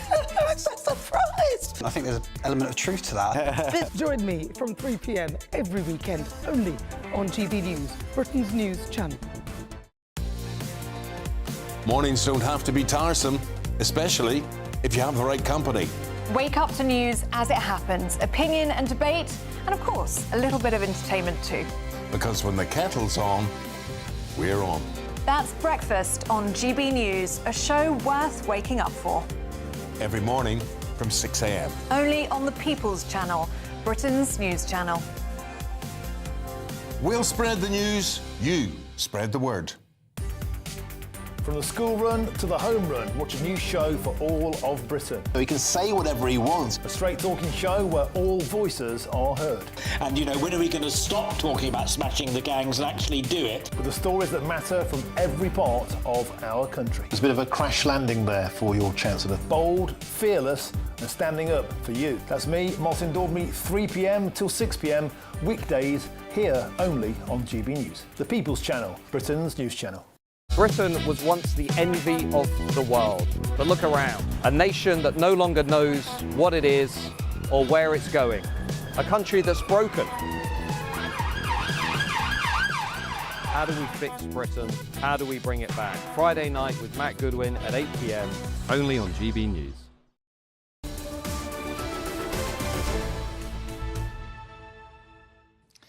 Welcome back. It's just about 11:15. You're watching Britain's Newsroom on GB News.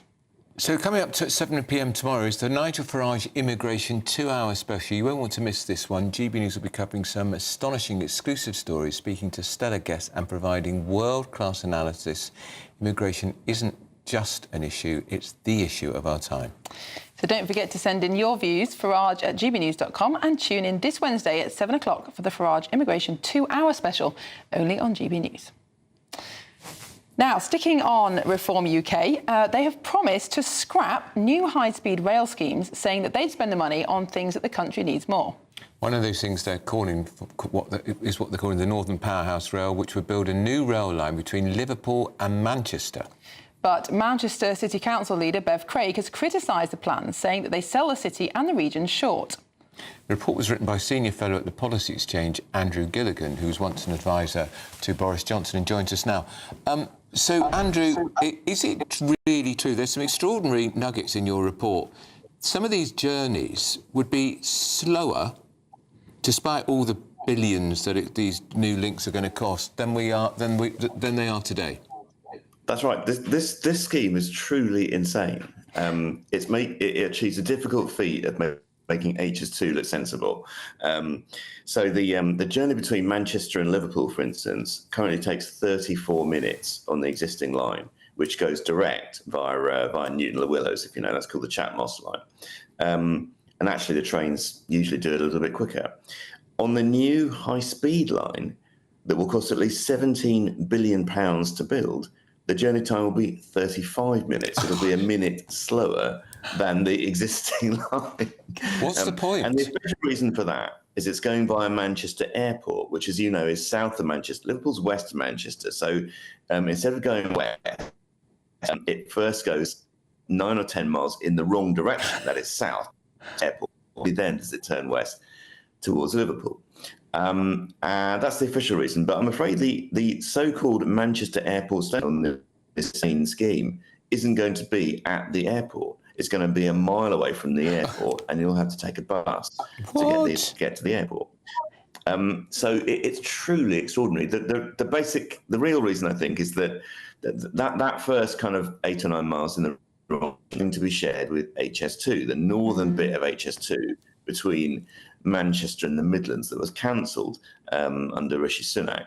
And I think part of the secret plan is to revive that as well. So we'll end up with 2 idiotic high-speed schemes, probably at a cost of, just for the Liverpool-Manchester and the revived northern bit of HS2, that's probably going to be 50, 60 billion, I should think, just for those 2. And who pays that? The taxpayer? Yeah, the taxpayer. The taxpayer, was already running out of money. And just imagining what you could do with that money, or even half of that money for the North transport system. Well, yes, I mean, Andrew, I used to be a Northern MP, and people were absolutely fed up of all the money being spent on London and the South East on transport, which of course is needed. But what we wanted up north was buses and shorter rail links. Do you think the money should be spent on that instead? Totally, and that's what our report says. What our report's proposing is a kind of northern equivalent of the Elizabeth line in London, you know, a cross-city underground line across Manchester city centre that would join up the conventional lines on either side. And that would be massively more useful than a high-speed line. So the high-speed line they're proposing, firstly, like I say, it's going to be slower than the existing one, and it's not going to serve the places it says it serves. It's also going to only have 8 trains an hour. The Elizabeth line for the north could have 30 trains an hour, like London's, and it would link up not just Liverpool, Warrington, Manchester Airport, and Manchester, but it would link up like about 80 towns and cities on either side of Manchester. So literally like Bolton, Blackpool, Preston, Wigan, as well as Warrington and Manchester and Liverpool. And on the eastern side, you'd go out to Yorkshire, you go to like Halifax, Bradford, Huddersfield, Leeds, Sheffield, all these places that all be on the Elizabeth line of the north. And that's what the north needs. That's what the southeast has got. It's got a kind of dense network of conventional, fairly low and medium speed services because the distances are pretty short. That's the other thing about building high speed in the north. The distances between the cities are pretty short. So Liverpool to Manchester, if you go direct, is only 31 miles. You can't, a train is not like a high-speed train is not like a car. It can't like accelerate in like a minute or something and then slow down. It takes a while to get up to the top speed. So basically, at a short distance, they can never get up to the kind of high speeds for which these lines are designed. It's absolutely crazy. But also, Andrew, these costs you've estimated, they'll be way, way higher because they always are, because we're rubbish at doing major infrastructure projects in this country. Look at HS2. It's also partly they literally lie about the cost to get started, and then only once it's got started and it's too late to cancel do they reveal the true sums. Because you know we were told that HS2 would cost what? 33 billion for the whole scheme. Well, it's costing more than 3 times that much just for the between London and Birmingham.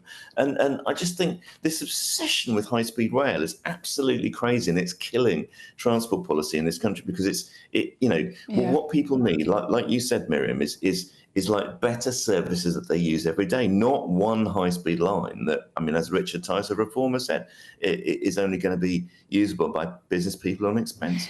Now, Andrew, one of the things you point out in your report, because some of our viewers will be sitting there watching this thinking, why on earth would the government push ahead with such a white elephant scheme? They know it's not going to work. They know it's going to cost too much money.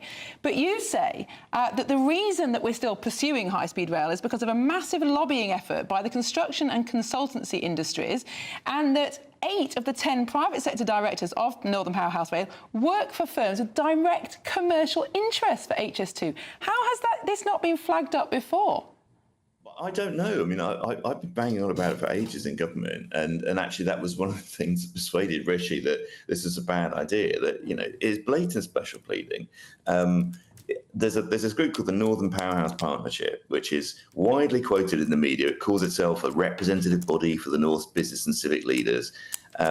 Very widely treated as such by the media. The BBC's always interviewing their chief executive, a guy called Henry Morrison, always treats him as kind of representative of the North. And actually, you don't have to look very far to find out this is basically a high-speed lobbying operation. Andrew, I'm so sorry. We are going to have to leave it there, but fascinating report, and I'm sure there's much more to come on that. It's a con, isn't it? Yep, don't go anywhere. We've got more on welfare coming up next.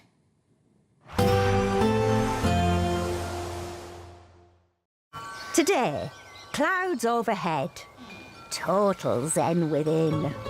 Box Solar sponsors the weather on GB News. Hello there, good morning. Welcome to your GB News weather update from the Met Office. Rain will continue to push into parts of the southwest, possibly turning heavy and thundery through the course of the day. Elsewhere, it's going to be a day of sunshine and showers. Now, the bulk of the showers are set to be across western areas, where we'll see that westerly flow, more showers moving through here, and longer spells of rain, all thanks to this system starting to clip into parts of Northern Ireland, Wales and southwest England, turning blustery here for a time with a chance of hail and thunder. Now, we could still see the the odd shower across northwest England, perhaps isolated showers elsewhere, but for the bulk of the country, it's set to be another dry day with a mix of cloud and also some sunny spells, highs reaching around 22 to possibly 23 degrees Celsius in the southeast. Remaining mostly dry across eastern areas to finish off the day, but once again we'll see outbreaks of rain continue across Wales, southwest England, eventually pushing into central and southern parts of England. Still fairly cloudy too across Northern Ireland, northwestern England, quite blustery here with a risk of showers, and some showers isolated around coastal areas of Scotland. But across the far northeast of Scotland, it should be a mostly clear end to the day.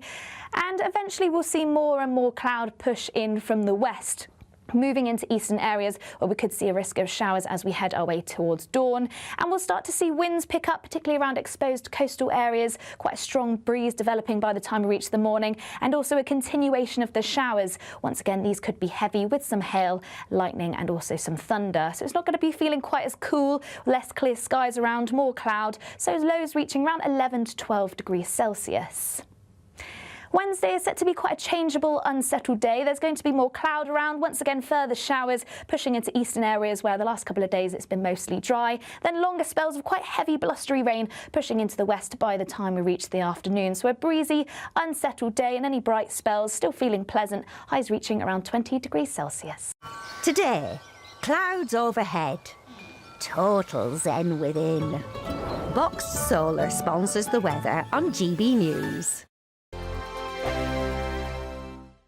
You could bank an incredible £30,000 in tax-free cash to spend however you like. And if that wasn't enough, you'll also get to drive away in this brand new motorhome. This brand new 2025 Benamar Primero could be yours. It comes with all the mod cons you'd expect from a vehicle worth over £74,000 and comfortably sleeps 4 people. This prize package is worth over £104,000. For another chance to win, text WIN to 63225. One entry costs £2.50 plus one standard network rate message, or text bonus to 63225. 5 entries cost £5 plus one standard network rate message. Go to gbnews.com/win. Entries start at £2.50. Call 0903 686 3232. Calls cost £2.50 plus your network access charge. Or post your name and number to GB16 PO Box 8690 Derby DE1 9TT. UK only. Entrance must be 18 or over. Lines close at 4 p.m. on the 31st of October. Please check the closing time if listening or watching on demand.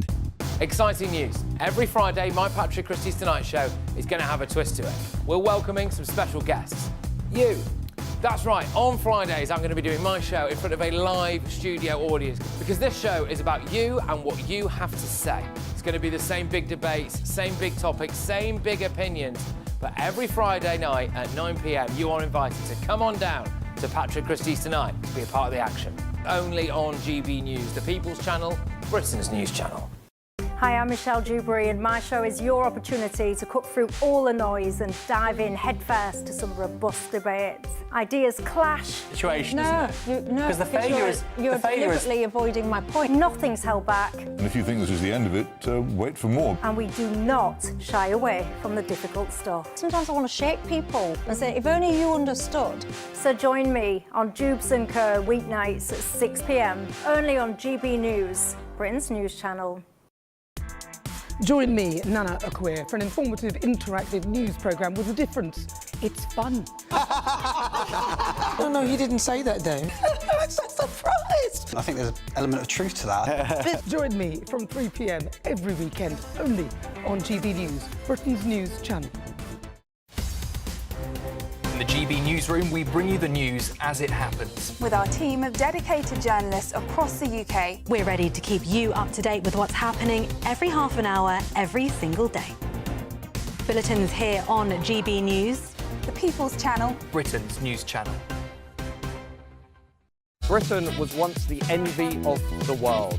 But look around. A nation that no longer knows what it is or where it's going. A country that's broken.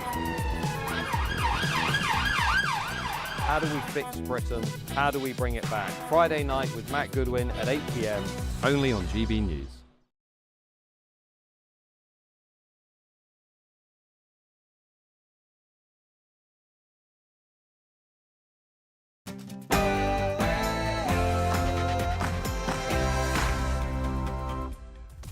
It's 11 o'clock on Tuesday, the 9th of September, live across the UK, Britain's Newsroom with Andrew Pearce and Miriam Cates.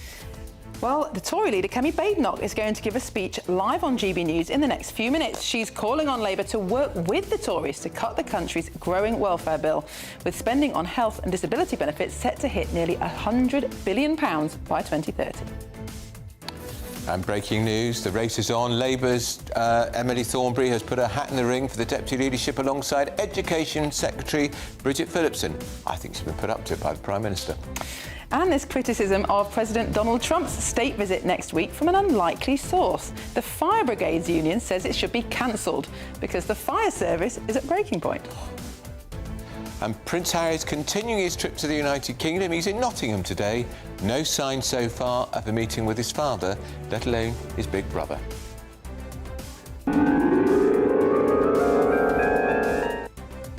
Yes, Bagpuss is back. A film starring the lovable cloth-made cat is being confirmed. We'll be looking back at a golden era for children's television.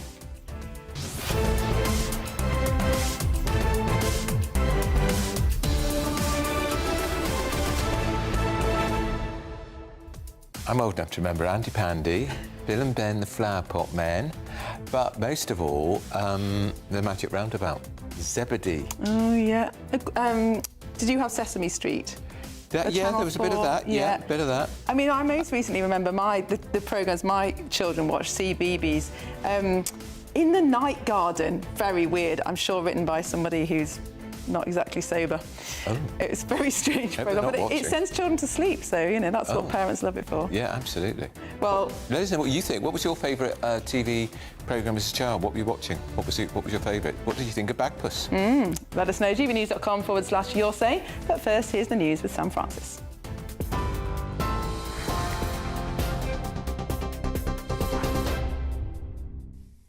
Very good morning to you from the newsroom just after 11 o'clock. The top story this hour, the race to succeed Angela Rayner as Labour's deputy leader is heating up, with two senior women now officially in the running. Education Secretary Bridget Phillipson says she wants to unite the party and take on Reform UK, describing herself as a proud working-class northerner. Well, let's just pull away, in fact, from that story, take you live to central London, where Kemi Badenoch is making a speech. Alan, thank you so much for that wonderful introduction. And I really want to thank every single person in the audience for making the effort to come. Despite the tube strike, I'm sure it was a real mission to get here. It certainly was for me. It took me 2 hours and 15 minutes. But I'm glad I chose this venue. And I chose it for a very simple reason. No one understands the need to live within your means better than accountants. You are the people who spot the problem before the bill arrives. You know the difference between a plan and a promise, and unlike most politicians, you actually believe that numbers should add up. The rules of economics are stubborn, and if you ignore them, they have a way of catching up with you. No one knows better than accountants that you cannot spend what you do not have, and that is why I am here today. We are living beyond our means. We are spending more than we earn. On welfare, on union pay rises, and increasingly on debt interest. Alongside record levels of taxation, this government is borrowing more and more money, and our national credit card is close to maxed out. The markets are starting to worry, but rather than focus on these serious economic challenges facing our country, Labour are too busy blaming the last government for problems of their own making. They are finding governing harder than they thought. I could have told them that. Just last week, Keir Starmer launched Phase 2. Phase 2 didn't even last 3 days. Deputy Prime Minister is gone after trying to avoid the very same taxes that the Chancellor wants to put up. So they've just had a huge reshuffle. It's a huge reshuffle, but it is born not of strength, but a political crisis. And the person who has caused the most grief to our country, the Chancellor, is still in post. She has already put up taxes by about £40 billion. That's the biggest tax raid this country has ever seen. And in the next 5 years, she will double the deficit. So this combination of record taxes and borrowing can only mean one thing, that she has lost control of spending completely, and investors can see it. I warned this summer that we could face a bond crisis if we carry on like this. And this autumn, Like a risky customer, the markets are charging us more to borrow than at any time in the last 27 years. This isn't our destiny. It is happening because of the terrible decisions that Rachel Reeves made. And unsurprisingly, her figures are not adding up. She seems to think that the solution is yet another round of taxing, another round of borrowing. But that will just cement what I call the tax doom loop, which she's created. The thing that she and Keir Starmer are missing is plain to everyone else, including and especially people in this room. Because every family, every business, every charity knows what it means to live within your means. And if you don't pay your bills, you will go bankrupt. If you max out your credit card and the late notice charges start piling up, there's only one answer: cut your spending. This is a fact of life that we all have to live by. Ends must meet. And if they do not, there will be consequences.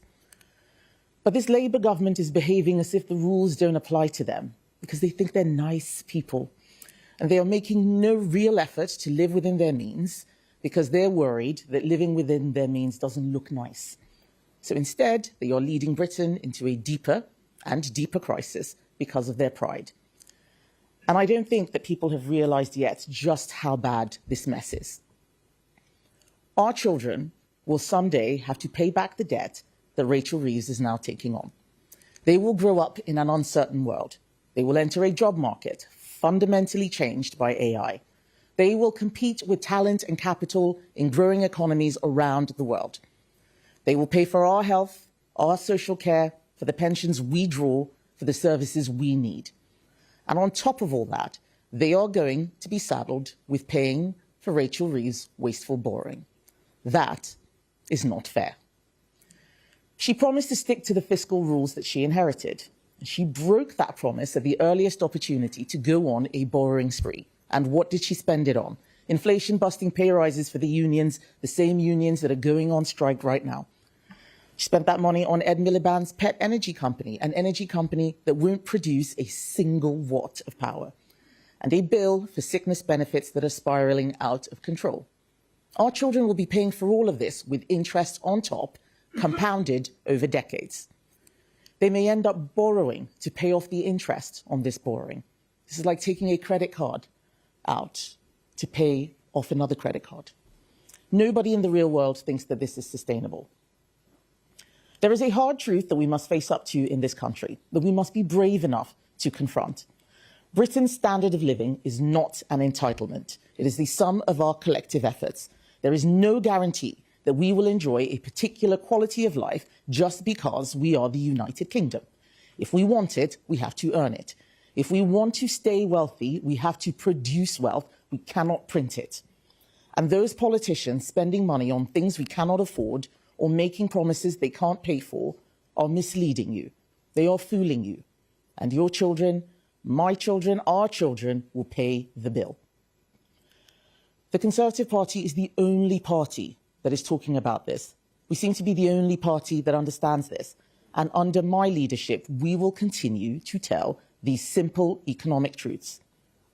Back in 2010, we inherited from the Labour Party a deficit never seen before in peacetime history. Gordon Brown had not fixed the roof while the sun was shining, so when the financial crisis came, we were exposed. The state was borrowing £1 of every £4 it spent. And it was the Conservatives, as usual, who were elected to clean up an economic mess. We came into office with a clear plan. We were honest with the public about what needed to be done before the election. We took difficult decisions and Labour hated and voted against each one. But we reformed welfare so millions more got into work. And we brought down the deficit every single year until the pandemic.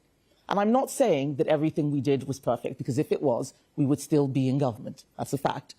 But we did take some hard decisions so that when a storm came, a once-in-a-century pandemic, we could act. We saved jobs, we protected livelihoods, and we kept businesses afloat. We got the country through it. But the pandemic is now over. Yet this government is borrowing for day-to-day spending, for welfare, for public sector salaries. Their only money-saving idea, the Office for Value for Money, is now being closed down because it cost the taxpayer £1.6 million. This is not serious. The problem is that the more Rachel Reeves taxes us and the more she borrows, the less we will grow. She put up employers' national insurance. We warned them this was a tax on jobs, so it proved to be. Unemployment has risen every month, bar one, since Labour won the election. These numbers aren't just statistics. Each one is a career terminated, a service never rendered, a family with plans ruined, a household in hardship. And what no one ever sees is the jobs that weren't created as a result of these taxes, or the young people who didn't get their first break. And to cap it all off, the government have let the trade unions dictate a raft of new burdensome red tape. They are, right now, pushing through an employment bill that increases trade union power and guarantees more strikes like the ones crippling London today. That bill will destroy probation periods as we know them and bring in day one rights that put young people and people coming off benefits at a disadvantage. And in a move we have never seen before, all 5 of the major business groups have come out against these new regulations. Angela Rayner was the champion of this war on enterprise. But now that she's gone, I say it's time for the government to drop this bill and go for growth.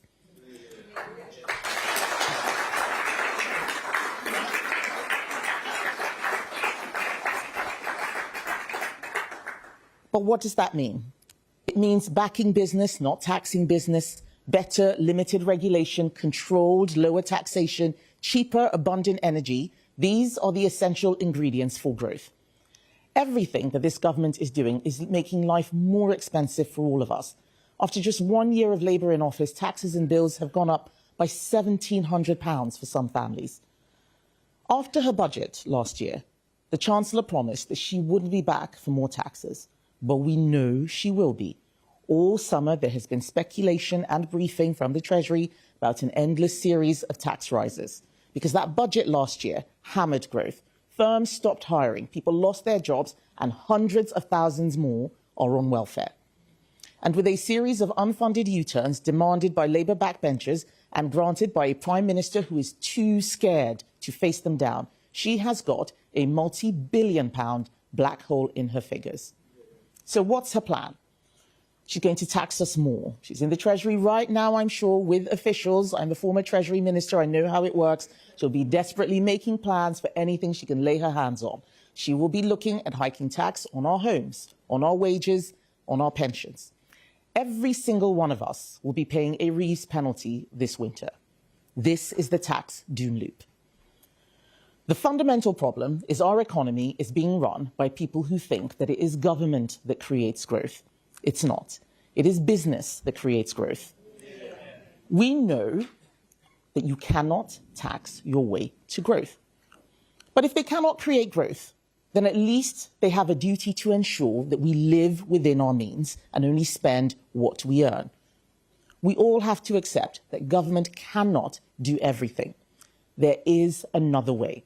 We need to have difficult conversations, not just about what government can do, but about what it cannot do. State spending is nearly half of GDP. Nobody sensible thinks that's sustainable.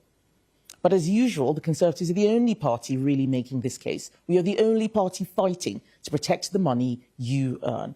The only party arguing the government has to live within its means. Every single other political party in Parliament today, every single one, wants to increase welfare spending, and they voted to do so. They want to lift the 2-child benefit cap. They don't mind that our sickness benefits bill alone is on course to reach $100 billion by 2030. There are some people in government who must know that things need to change. You can picture their faces looking at the latest OBR figures, but the truth is they came into government with no real plans for how to save money, only how to spend it. That's why they are in trouble. And that is why today I am making the Prime Minister a serious offer, because the Conservative Party will always act in the national interest. If he is serious about cutting spending and really bringing down the welfare bill, we will help him. The last time he tried this in July, the Prime Minister was humiliated by his own backbenchers. He had to gut a bill just 90 minutes before MPs were due to vote on it. And he created a £5 billion hole in the Chancellor's finances.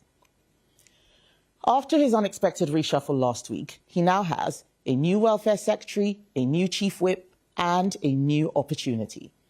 The papers say he is gearing up for another go at welfare savings, but the backbenchers who blocked him last time haven't gone away. Even with a 170-seat majority, the Prime Minister is weak. Right at this moment, his party is gearing up to elect a deputy from the left of Labour, a deputy who will do everything they can to frustrate the changes our country so desperately needs. So whether he wants to admit it or not, Keir Starmer needs our help.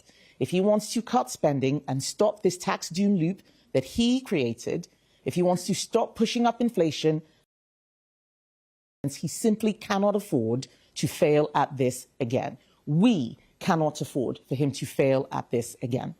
And so the Shadow Chancellor, Shadow Welfare Secretary and I are making him a clear offer. Sit down with us. Let's agree a way to bring welfare spending down. And I will offer him the support of the Conservative Party. This isn't a blank cheque, but I can say this. If we agree to something, we will vote for it in Parliament on a 3-line whip. There will always be some people who need support, and the Conservatives will make sure they get it. But the current system is out of control, and it threatens all the good that it was designed to do. This is an offer to work together in the national interest, to find common ground and get a serious plan. The country knows that it's the right thing to do. Keir Starmer and Rachel Reeves have a choice. They can bow to their left-wing Labour MPs again, they can hike up taxes and borrow more and risk our economic future, or for once, they can do the right thing. I hope the Prime Minister will put our country before his party and agree to work across the aisle on this. He knows that it is the right thing to do.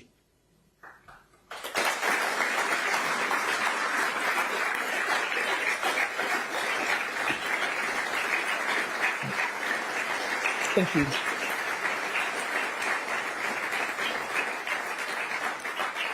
So I think we now have questions from the media. First up is Tamara Cohen from Sky. Thank you very much. Tamara Cohen, Sky News. You said that you want to help Keir Starmer bring the welfare bill down.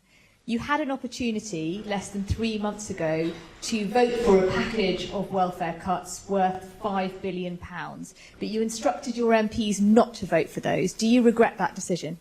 No, because that bill did not reduce welfare spending. That bill increased welfare spending. Just because they say it's going to reduce spending doesn't mean that it will. They knew at the end of it that that bill was actually going to increase spending. They changed the bill halfway through, 90 minutes before we voted. Of course we weren't going to vote for that. Why I'm making this offer today is so that we don't have a repeat of what we saw, where Labour backbench MPs held the Prime Minister hostage. So we know that he may not have the numbers, and we are offering ours. If he will work with us, let's find some common ground. We can do this. Thank you. Chris Hope, GBNews. Chris Hope, GBNews. Last night at the Parliamentary Labour Party, Keir Starmer talked about Reform UK twice. He talked about the Green Party as the problem facing Labour. Today, Bridget Phillipson talks more about reform, doesn't mention the Tory party. You haven't mentioned reform at all in your speech. Do you worry that you're sliding into irrelevance in politics as a party?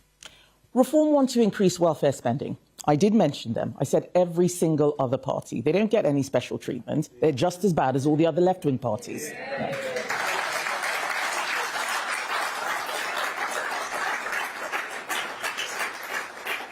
But the fact is, the Prime Minister is facing a political crisis. He is now more focused on what's going on with the Labour Party than what is going on with the country. It is my job as Leader of the Opposition to bring the attention to the issues that affect all of us, not on who's going to be Deputy Leader for Labour.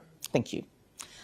Next question from Helen. So that's Kemi Badenoch making a speech today. Oh, it's an unusual offer, Miriam. We know it will go nowhere because she's saying she will work with the Labour front bench to identify savings in welfare. That's never going to happen. He's got a majority, by the way, of 174. He doesn't need her. No. He will say, although the last benefits, So, Helen, you're talking about there was a rebellion, he did have to abandon those cuts. Absolutely. I mean, it's a really interesting political positioning because she's kind of saying this is such a big crisis now that it calls for a government of national unity. Yeah. It calls for both major parties still major parties in parliamentary terms, even if not in polling terms, to work together to bring down this soaring bill that could bankrupt the country. And we've seen what's happening in France today. They really are on the edge of bankruptcy. That could happen to us very soon. But we know, because of the politics of it, there is just no way that the Labour leader will rely on Tory votes to get cuts through. I mean, the optics of that, the politics of that, are just dreadful for the Labour Party. Yeah. They won't do it. Exactly. What did you think of her delivery?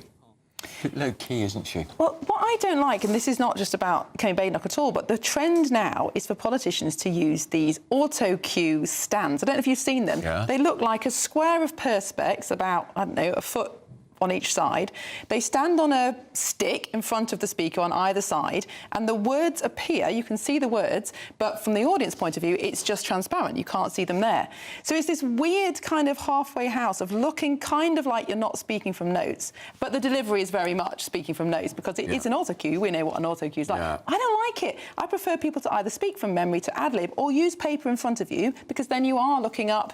It just seems a bit, it's a bit wooden, isn't it? You have to compare it to Nigel Farage at the weekend, who he'd have had notes somewhere, but he's a great orator because he pretty much largely speaks without notes. Yeah, and it's all there in the back of his head. Yeah, well, he's a great public I don't mind speaker. people using notes. I think it's good if you want to make sure you say the right things in the right order. But it's this weird halfway house of pretending that you're ad-libbing, but actually reading from an Well, article. if you remember, do you remember a few years ago, just at the Labour conference, Ed Miliband, the Labour leader, made a speech without notes, and everybody said how marvellous he did, and then they realised he'd forgotten one section, which was all about dealing with the deficit in the economy. That's right. So a 10-minute chunk about how Labour would deal with the economy, he forgot to mention it, which sort of made you think how big a priority the economy was for Labour leader Ed Miliband. Yeah, it was that's a disaster. the danger, isn't it? That's I think the danger. the best compromise is having a list of bullet points, isn't it? So that you don't forget anything key, but it looks fluid and absolutely, ad-libbed. Now, still ahead, we're crossing live to Nottingham, where Prince Harry is continuing his trip to the UK.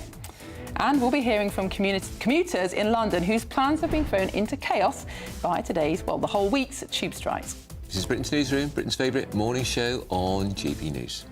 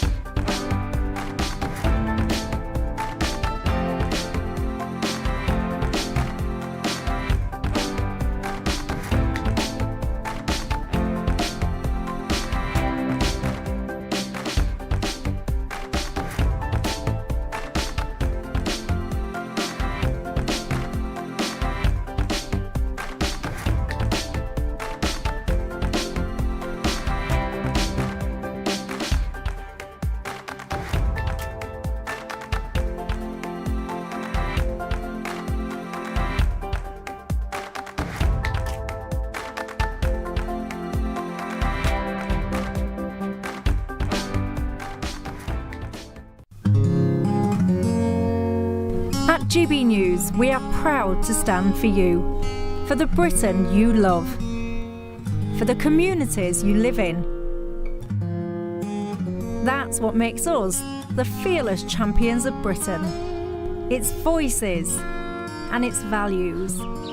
Because we, at GB News, the People's Channel, Britain's news channel.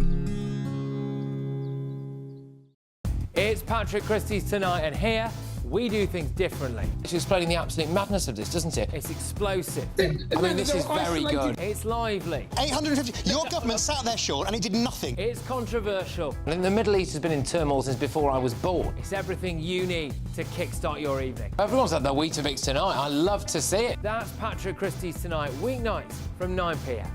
Only on GB News, the People's Channel, Britain's news channel. Hi, I'm Michelle Dewberry, and my show is your opportunity to cut through all the noise and dive in headfirst to some robust debates. Ideas clash. Situation, No, isn't it? Because the failure is... You're deliberately avoiding my point. Nothing's held back. And if you think this is the end of it, wait for more. And we do not shy away from the difficult stuff. Sometimes I want to shake people and say, if only you understood. So join me on Jubes and Co weeknights at 6 p.m, only on GB News, Britain's news channel.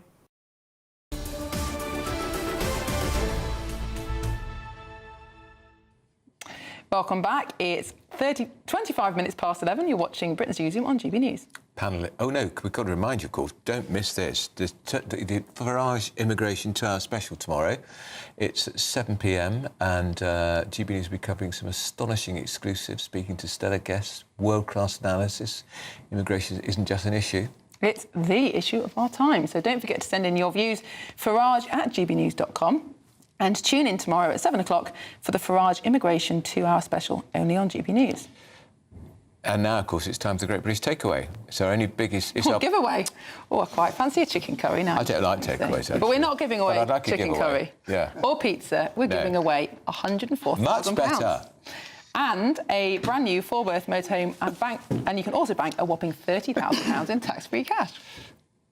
Here are all the You're not going to want to miss our greatest Great British giveaway so far. You could bank an incredible £30,000 in tax-free cash to spend however you like. And if that wasn't enough, you'll also get to drive away in this brand new motorhome. With thanks to Markle Leisure, this brand new 2025 Benimar Primero could be yours. It comes with all the mod cons you'd expect from a vehicle worth over £74,000 and comfortably sleeps 4 people. This prize package is worth over £104,000. And remember, if you can dream it, you can drive it away. For another chance to win, text WIN to 63225. One entry costs £2.50 plus one standard network rate message. Or text BONUS to 63225. 5 entries cost £5 plus one standard network rate message. Go to gbnews.com/win. Entries start at £2.50. Call 0903 686 3232. Calls cost £2.50 plus your network access charge. Or post your name and number to GB16 PO Box 8690 Derby DE1 9TT. UK only. Entrants must be 18 or over. Lines close at 4 p.m. on the 31st of October. The winner will be contacted live on GB News, week commencing 10th of November. Please check the closing time if listening or watching on demand. Good luck. Well, Dr. Renee Hutton-Camp is here, GP and GB's contributor, and Nigel Nelson, who is our top political commentator. Nigel, to you, Kemi Badenoch, an interesting idea. We hear it many times. Let's work together. Let's work together in the national interest. Starmer's not interested. No, of course he's not. As Miriam said, toxic for him to work with a Tory front bench. Well, it's not just that, it's a stunt. I mean, it's not serious. Well, that's what oppositions do. Yeah, of course they do. So often you get this kind of thing, oh, yeah, we'll work with you, we'll be happy to do this, you know, we just want to help the country out.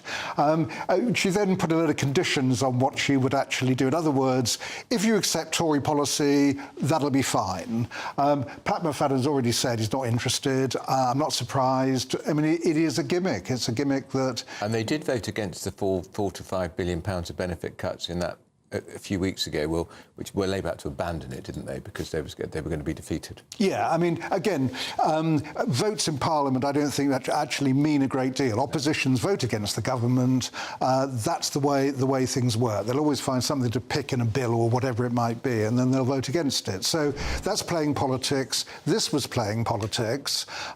It might sound good, but, I mean, I would have thought most people will see through it.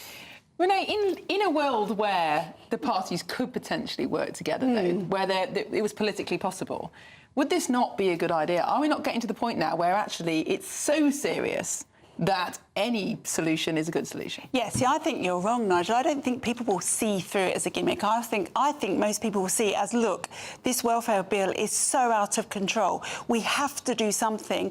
Why not? Why not bring the parties together and work together? I think it's clever. I think it is a gimmick, and she knows he's going to say no.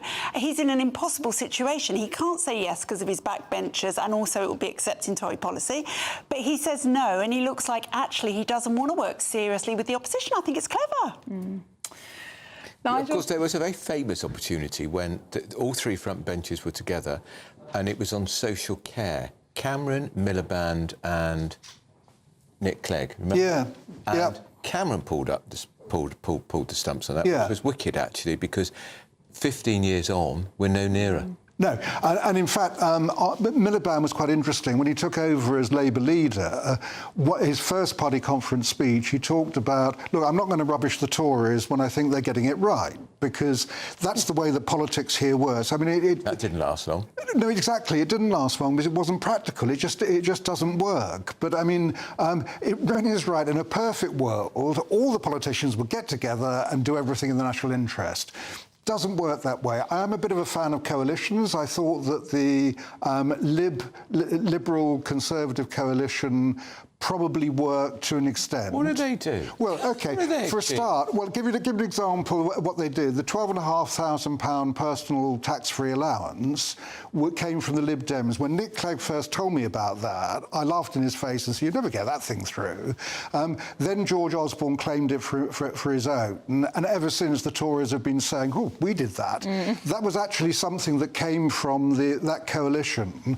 What the Libs also did was stop the... Tuition fees? They did that. Well, yeah, that was a Liberal policy, and they abandoned that before they went into coalition and lost the youth vote because of it. That was one of their greatest mistakes. But the point about the coalition thing, also, the Liberals were able to stop the Tories doing mad things.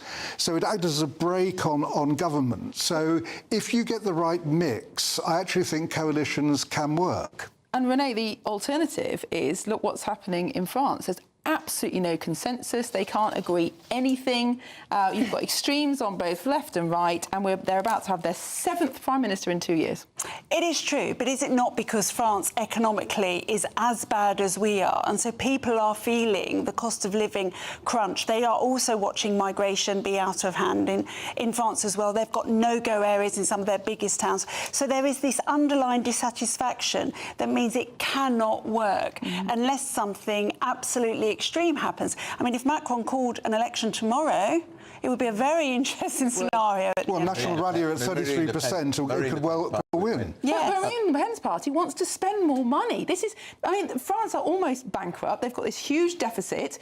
Some on the left want to reduce the pension age from 64 to 62. Yeah. I mean, nobody there wants to reduce public... Well, there were riots in the streets when they raised it to 64. I thought what was interesting is Bayrou, the outgoing Prime Minister of France, the fourth in, 3 years or something, said, warning the French about your lot's tax decisions. Our British neighbours decided to tax foreigners who were exempt from taxation. Those foreigners are moving away, and the immediate consequence is an explosion in property prices in Milan. It's because the non-doms have fled this country. The non-doms haven't fled. Look, the non-doms have not... Hang on, and talking of non-doms... Some have fled. Jim Ratcliffe, who owns Manchester United for a large chunk, all over the papers today. He's pulling the plugs on a $3 billion investment in the North Sea because of your tax hikes. Some of the non-doms have left. I can see that point. It's in the papers today. But the majority have stayed. About 60,000 have stayed.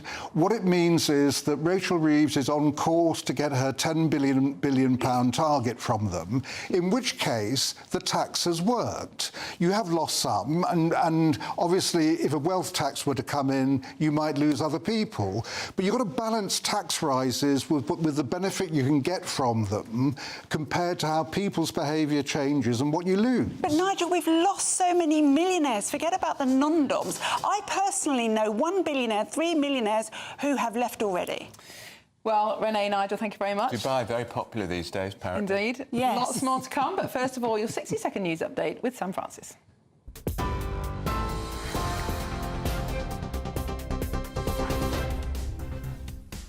Very good morning to you from the newsroom, 11:30. The top stories. The Health Secretary says new Home Secretary Shabana Mahmood will be as hard as nails tackling illegal immigration. Wes Streeting is backing her plan to limit visas for countries refusing to take back deportees. For the first time, league tables ranking every NHS trust in England has been published. Moorfields Eye Hospital tops the list, while Queen Elizabeth Hospital in King's Lynn comes last. Wes Streeting says the data will end the postcode lottery of care. Kemi Badenoch has warned Labour's economic plans are pushing Britain closer to a bond crisis. She's demanding the Prime Minister and Chancellor agree urgent welfare cuts, claiming working households are already £1,700 worse off. Nearly 100,000 pupils in struggling schools will now get targeted support under new government reforms. Meanwhile, Ofsted is also scrapping single headline grades for report cards instead. Rupert Murdoch's son, Lachlan, has cemented control of the family media empire, Fox News and the Wall Street Journal, after his siblings agreed to sell their stakes in a deal worth billions.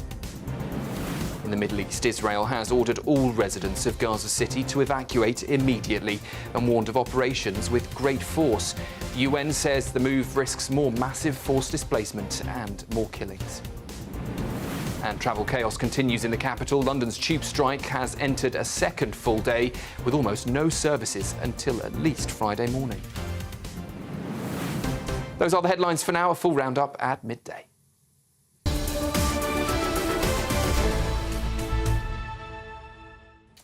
Well, thank you very much, Sam. And up at noon, we've got Good Afternoon Britain with Tom and Nana. They're here in the studio. What's coming up? Hard as nails, or will she fail? I mean, we've heard big language about the new Home Secretary, but we've been keeping an eye on the channel this morning, and it does look like we might get quite a few arrivals today. Is it going to be a lot more talk and bluster from the government on stopping illegal migration, when actually those boats still keep on coming? She says she'll take visas away from countries which won't take back criminals and failed refugees, failed asylum seekers, but there'll be tit-for-tat policies, there always are. She wouldn't be the first Home Secretary to have thought of that. But the Conservative government introduced the ability to do this back in 2023, I think it is, and then never did it. I know. Which seems extraordinary that there are a number of powers actually there sitting in front of the Home Secretary that haven't been used. Actually, there are some for the Transport Secretary as well. I mean, they could... The minimum service requirements for the strikes, they're on the statute books, but they don't use them. They never used them. Well, all that's coming up at midday. Sorry, we are a bit pushed for time, Nana, so sorry. You'll have plenty to say during the programme, Nana. Of that, I have no doubt whatsoever. But coming up next on Britain's Newsroom, we'll be celebrating the news that Bagpuss is coming back. Yes, how exciting. We're going to talk to a former Blue Peter presenter to look back at a golden era for children's TV. This is Britain's Newsroom. On GB News. Hello there, good morning. Welcome to your GB News weather update from the Met Office. Rain will continue to push into parts of the southwest, possibly turning heavy and thundery through the course of the day. Elsewhere, it's going to be a day of sunshine and showers. Now, the bulk of the showers is set to be across western areas. Well, we'll see that westerly flow, more showers moving through here, and longer spells of rain, all thanks to this system starting to clip into parts of Northern Ireland, Wales and southwest England, turning blustery here for a time with a chance of hail and thunder. Now, we could still see the odd shower across northwest England, perhaps isolated showers elsewhere, but for the bulk of the country, it's set to be another dry day with a mix of cloud and also some sunny spells, highs reaching around 22 to possibly 23 degrees Celsius in the southeast. Remaining mostly dry across eastern areas to finish off the day, but once again we'll see outbreaks of rain continue across Wales, southwest England, eventually pushing into central and southern parts of England. Still fairly cloudy too across Northern Ireland, northwestern England, quite blustery here with a risk of showers, and some showers isolated around coastal areas of Scotland. But across the far northeast of Scotland, it should be a mostly clear end to the day. And eventually we'll see more and more cloud push in from the west, moving into eastern areas where we could see a risk of showers as we head our way towards dawn. And we'll start to see winds pick up, particularly around exposed coastal areas, quite a strong breeze developing by the time we reach the morning, and also a continuation of the showers. Once again, these could be heavy with some hail, lightning and also some thunder. So it's not going to be feeling quite as cool, less clear skies around, more cloud, so lows reaching around 11 to 12 degrees Celsius. Wednesday is set to be quite a changeable, unsettled day. There's going to be more cloud around, once again further showers pushing into eastern areas where the last couple of days it's been mostly dry. Then longer spells of quite heavy blustery rain pushing into the west by the time we reach the afternoon. So a breezy, unsettled day and any bright spells still feeling pleasant, highs reaching around 20 degrees Celsius. At GB News, we love to hear from you, our loyal community. So drop us a line at gbnews.com/yoursay. There you can talk to each other and also to the presenters live on air. gbnews.com/yoursay, because GB News is your channel, Britain's News Channel. 5 hosts, 5 opinions, 5 fearless debates, 5 unfiltered takes on the day's news. 5 reasons not to be anywhere else on Saturday night. This is the Saturday 5. You got me good there. Britain's biggest Saturday night TV show. It's not a bad brand. Yeah. Uncensored. Very, very racy tonight. On the unpredictable. What did she say? Can you translate it for us? And always entertaining. And how can a country go from being led by William Wallace Saturday nights from 6 p.m. only on GB News, the People's Channel. Britain's news channel. You're going to want to stay tuned, trust me.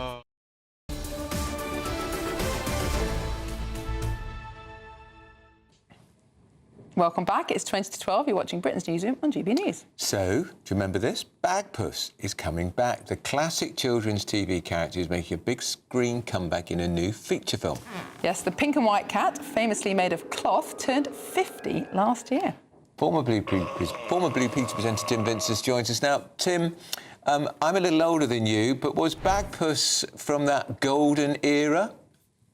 It certainly was, and you don't look any older. I think anything of the 70s is amazing because it was only 13 episodes that were ever made. It came out in 1974, and a lot of those shows through kids' YouTube have a second or third or fourth life. So everybody still enjoys those shows, and it's timeless, but you've got to remember at that time, the 70s, all of television was timeless. You know, think of the James Bond films, think of all the big shows that were out there, and other TV shows that were children's shows like Big Ben or Morph. You know, they were great timeless shows that kids still enjoy to this day. And they're timeless because there's hardly anybody in it. There's no people that will date it. Mr. Ben, you've got one there. I don't think there's a coincidence that the fact the 70s, coming off the 60s of free love and experimentation with people's sexuality and drugs, we come up with things like the Wombles or Rhubarb or Danger Mouse. You know, if you look at the plot lines of these things, they're pretty zany. Yeah. And I mean, perhaps The Borrowers. Remember The Borrowers? The Borrowers, and if you remember at the time, Wombles was Bernard Cribbins, it was Arthur Lowe that did Mr. Men, Rhubarb, I wrote them all down, Richard Bryars, David Jensen, Jason Danger Mouse, they were big shows at the time. And I think the timing of why this one's coming back, and we can talk about, do we think this will be a success? Because Bagpuss, if you remember it, didn't talk, and they're going to make a movie of this, so they're going to have to do some reinvention along the way. It could be pretty boring. Exactly. If you look at Paddington, they've made 3 Paddingtons in the last few years on a budget of about 40 million per film. They've grossed collectively over $700 million. Yeah, but Tim, adults like me can't wait for the next Paddington film. I'm not sure I'm going to be queuing up to watch Bagpuss, a cloth cat who doesn't speak. Tim, do you think it's a very good point. Do you think there's another reason why these programmes seem so timeless, which is that there were only 2 or 3 channels. Children's programming was only an hour or 2 a day. So there's a huge cultural impact of these programmes because everybody watched them. Now, my children, they watch whatever they like. It's all, you know, on demand. There's thousands of different channels and videos out there. There just isn't the same cultural impact from any one particular show. I think you're right, Miriam, and also it's nostalgia. Nostalgia makes a big thing. In the world today, there's world wars going on around the world, lots of aggression, lots of things that will unsettle you. If you want something that's an old cartoon that we remember, it kind of calms you down, makes you feel a little bit more safe. But your kids, like my kids, have, you know, kids' YouTube. There's many ways to watch things now. Blue Peter's reinvented itself on TikTok, and I was on the show a couple of weeks ago, and I said, my algorithms, when I put on Instagram or TikTok, I'll get the Golden Girls that will come up because I obviously watch it, like it, find it funny. Now, that came off air in the 80s. So if quality will rise, I think we will all have our fingers crossed for Bagpuss. But I can't believe they're going to make a film where he doesn't talk. Yeah, really fascinating. And if you had to choose an all-time favourite, Tim, what is your all-time favourite? Well, obviously, I would be told off if I didn't mention Blue Peter. I thought you might say that. However, I have to say that I did dig out this morning. I don't know if you can see this. This is Box of Delights. Now, that came out in 1984. and it was a great show. Again, only a few episodes on the BBC, but it went out at Christmas time, and I bought it on DVD. You can actually get it on BBC iPlayer, and it's a fantastic children's show. If you haven't watched it, watch it at Christmas time. I've never heard of it. No, I haven't either. But I'm sure we'll be watching it now. Patrick Troughton? Yeah. Was he the first? Wasn't he one of the first Doctor Who's? Wasn't he the first Doctor Who? Yeah, exactly. Yeah. God, I really am showing my age, Tim. Well, Tim Vincent, thank you so much for that trip down memory lane. Tim Vincent, former BBC He was a very Blue Peter presenter. he was a very scary Doctor Who. Was he? Yeah, very scary. But that's because I was very young. Not a children's programme then, maybe. No. Now, up next, we're going to find out why a senior trade union official, get this, thinks Donald Trump's state visit next week should be cancelled. Well, if you want to get away from the state visit and find some holiday sun, here's a forecast for some of the top European destinations. I forecast a perfect holiday in the sun. Weather looking good then? For sure, and no worries about our travel insurance. All Clear Travel Insurance sponsors GBNews Travel Destinations Forecast. Looking ahead to tomorrow and across particularly northern parts of Italy, also into Croatia, there will be the return of heavy thundery rain. Also around the Canary Islands, a few showery bursts possible. A bit of rain pushing into the north of Portugal and northwest Spain. Otherwise, a good deal of fine, often sunny weather around. Also across Greece, generally dry, just a few showers to watch out for here. As we go through the rest of the week, away from parts of Italy and Croatia, it is going to be mostly dry and sunny. All Clear Travel Insurance sponsors GBNews Travel Destinations Forecast. Welcome back to Britain's Newsroom with Andrew and Beth. Hello everyone, Patrick Christie is here. I'm Michelle Duke, Britain's News Channel. Access the stories that matter to you. Take the GBNews family with you on any device. And as long as you have an internet connection, tune in to GB News anywhere on the planet or beyond. GB News, the People's Channel, Britain's news channel. Britain was once the envy of the world. But look around. A nation that no longer knows what it is or where it's going. A country that's broken. How do we fix Britain? How do we bring it back? Friday night with Matt Goodwin at 8 p.m, only on GB News. Exciting news. Every Friday, my Patrick Christie's Tonight Show is going to have a twist to it. We're welcoming some special guests. You. That's right, on Fridays I'm going to be doing my show in front of a live studio audience because this show is about you and what you have to say. It's going to be the same big debates, same big topics, same big opinions, but every Friday night at 9 p.m. you are invited to come on down to Patrick Christie's Tonight to be a part of the action. Only on GB News, the People's Channel, Britain's news channel. At GB News, we love to hear from you, our loyal community. So drop us a line at gbnews.com/yoursay. There you can talk to each other and also to the presenters live on air.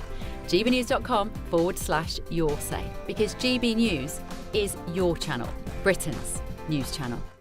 Hi, I'm Michelle Dewberry, and my show is your opportunity to cut through all the noise and dive in headfirst to some robust debates. Ideas clash. Situation, no, isn't it? No, Because the failure is... You're deliberately avoiding my point. Nothing's held back. And if you think this is the end of it, wait for more. And we do not shy away from the difficult stuff. Sometimes I want to shake people and say, if only you understood. So join me on Jubes and Kerr weeknights at 6 p.m, only on GB News, Britain's news channel. Join me, Nana Akwe, for an informative, interactive news programme with a difference.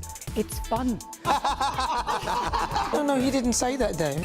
I'm so surprised. I think there's an element of truth to that. Join me from 3 p.m. every weekend, only on GB News, Britain's news channel.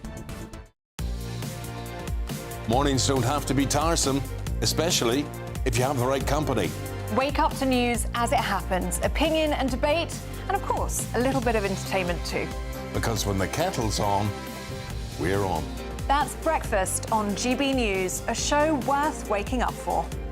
Every morning from 6 a.m. Only on the People's Channel, Britain's news channel. We'll spread the news, you spread the word.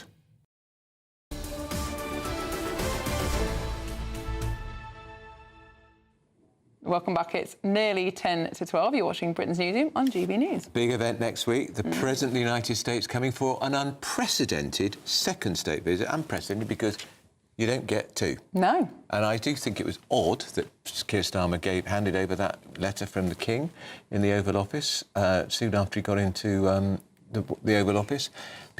I think he should have at least got some more concessions on tariffs on steel first. Do you think it's because it's his second presidency separated by 4 years out of office, so he's technically a different president? Exactly. But it's unbelievably controversial. I mean, he is obviously a very divisive figure. There are lots of people in this country who really, really don't like him. And he was in Scotland just a few weeks ago plugging his golf courses. That's right. Worldwide publicity. And we were reporting on how Ed Davey is not going to go to the banquet. Ed who? A conscience decision. The Lib Dem leader. Childish virtue signalling of the worst sort, in my view. And do you think it's deliberate that the visit is happening when Parliament isn't sitting its conference recess? So it means he doesn't get the chance to address both Houses of Parliament, which would have been offered to him by the Speaker of the Commons, for sure, Sir Lindsay Hoyle. If you remember the previous Speaker, the ghastly John Bercow, withdrew the invitation. He said there was no invitation to Trump last time.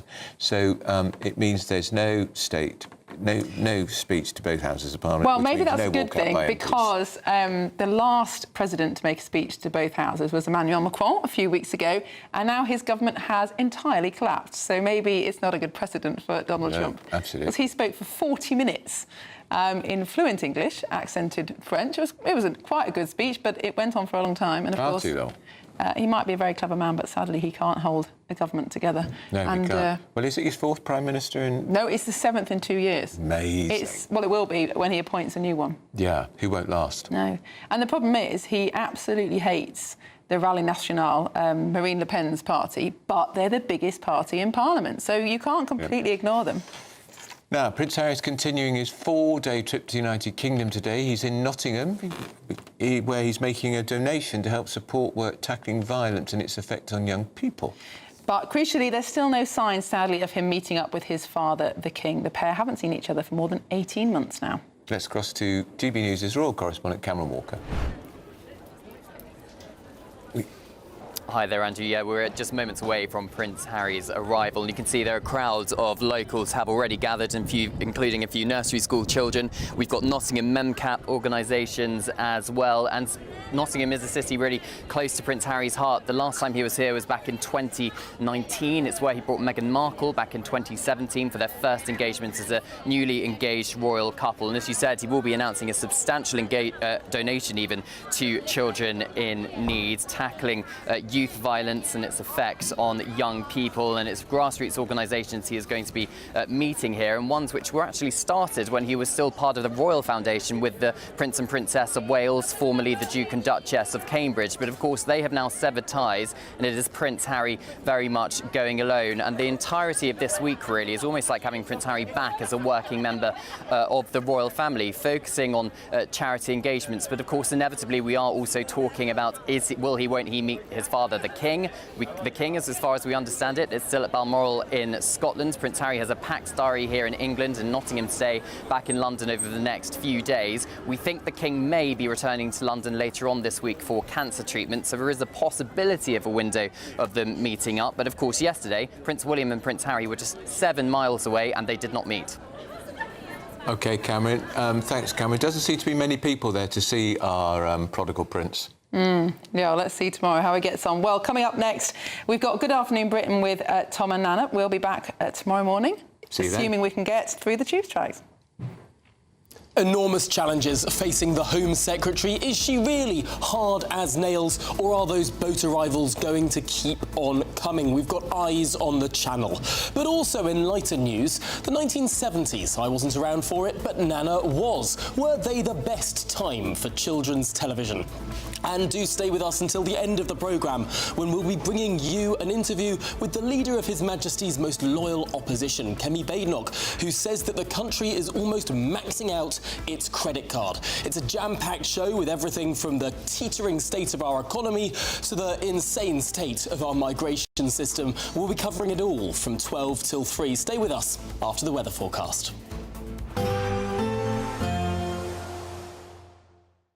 Expect warm spells.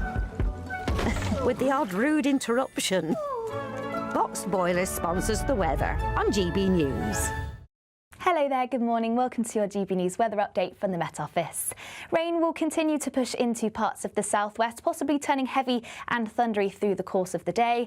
Elsewhere, it's going to be a day of sunshine and showers. Now, the bulk of the showers are set to be across western areas, where we'll see that westerly flow, more showers moving through here, and longer spells of rain, all thanks to this system starting to clip into parts of Northern Ireland, Wales and southwest England, turning blustery here for a time with a chance of hail and thunder. Now, we could still see the odd shower across northwest England, perhaps isolated showers elsewhere, but for the bulk of the country, it's set to be another dry day with a mix of cloud and also some sunny spells, highs reaching around 22 to possibly 23 degrees Celsius in the southeast. Remaining mostly dry across eastern areas to finish off the day, but once again we'll see outbreaks of rain continue across Wales, southwest England, eventually pushing into central and southern parts of England. Still fairly cloudy too across Northern Ireland, northwestern England, quite blustery here with a risk of showers, and some showers isolated around coastal areas of Scotland. But across the far northeast of Scotland, it should be a mostly clear end to the day. And eventually we'll see more and more cloud push in from the west, moving into eastern areas where we could see a risk of showers as we head our way towards dawn. And we'll start to see winds pick up, particularly around exposed coastal areas, quite a strong breeze developing by the time we reach the morning, and also a continuation of the showers. Once again, these could be heavy with some hail, lightning and also some thunder. So it's not going to be feeling quite as cool, less clear skies around, more cloud, so lows reaching around 11 to 12 degrees Celsius. Wednesday is set to be quite a changeable, unsettled day. There's going to be more cloud around, once again further showers pushing into eastern areas where the last couple of days it's been mostly dry. Then longer spells of quite heavy blustery rain pushing into the west by the time we reach the afternoon. So a breezy, unsettled day and any bright spells still feeling pleasant, highs reaching around 20 degrees Celsius. Expect warm spells with the odd rude interruption. Box Boiler sponsors the weather on GB News. This is your chance to win a motorhome and cash in our biggest giveaway to date. Courtesy of Markle Leisure, you could be the proud owner of this 2025 Benamar Primero. It comfortably accommodates 4 people and can be driven on your standard driving licence. Plus, you'll also bank an incredible £30,000 in tax-free cash to spend on anything you like. Make sure you don't miss out. For another chance to win, text WIN to 63225. One entry costs £2.50 plus one standard network rate message, or text BONUS to 63225. 5 entries cost £5 plus one standard network rate message. Go to gbnews.com/win. Entries start at £2.50. Call 0903 686 3232. Calls cost £2.50 plus your network access charge. Or post your name and number to GB16 PO Box 8690 Derby DE1 9TT. UK only. Entrance must be 18 or over. Lines close at 4 p.m. on the 31st of October. Please check the closing time if listening or watching on demand. Good luck. From the school run to the home run, watch a new show for all of Britain. So he can say whatever he wants. A straight talking show where all voices are heard. And, you know, when are we going to stop talking about smashing the gangs and actually do it? With the stories that matter from every part of our country. There's a bit of a crash landing there for your Chancellor. Bold, fearless and standing up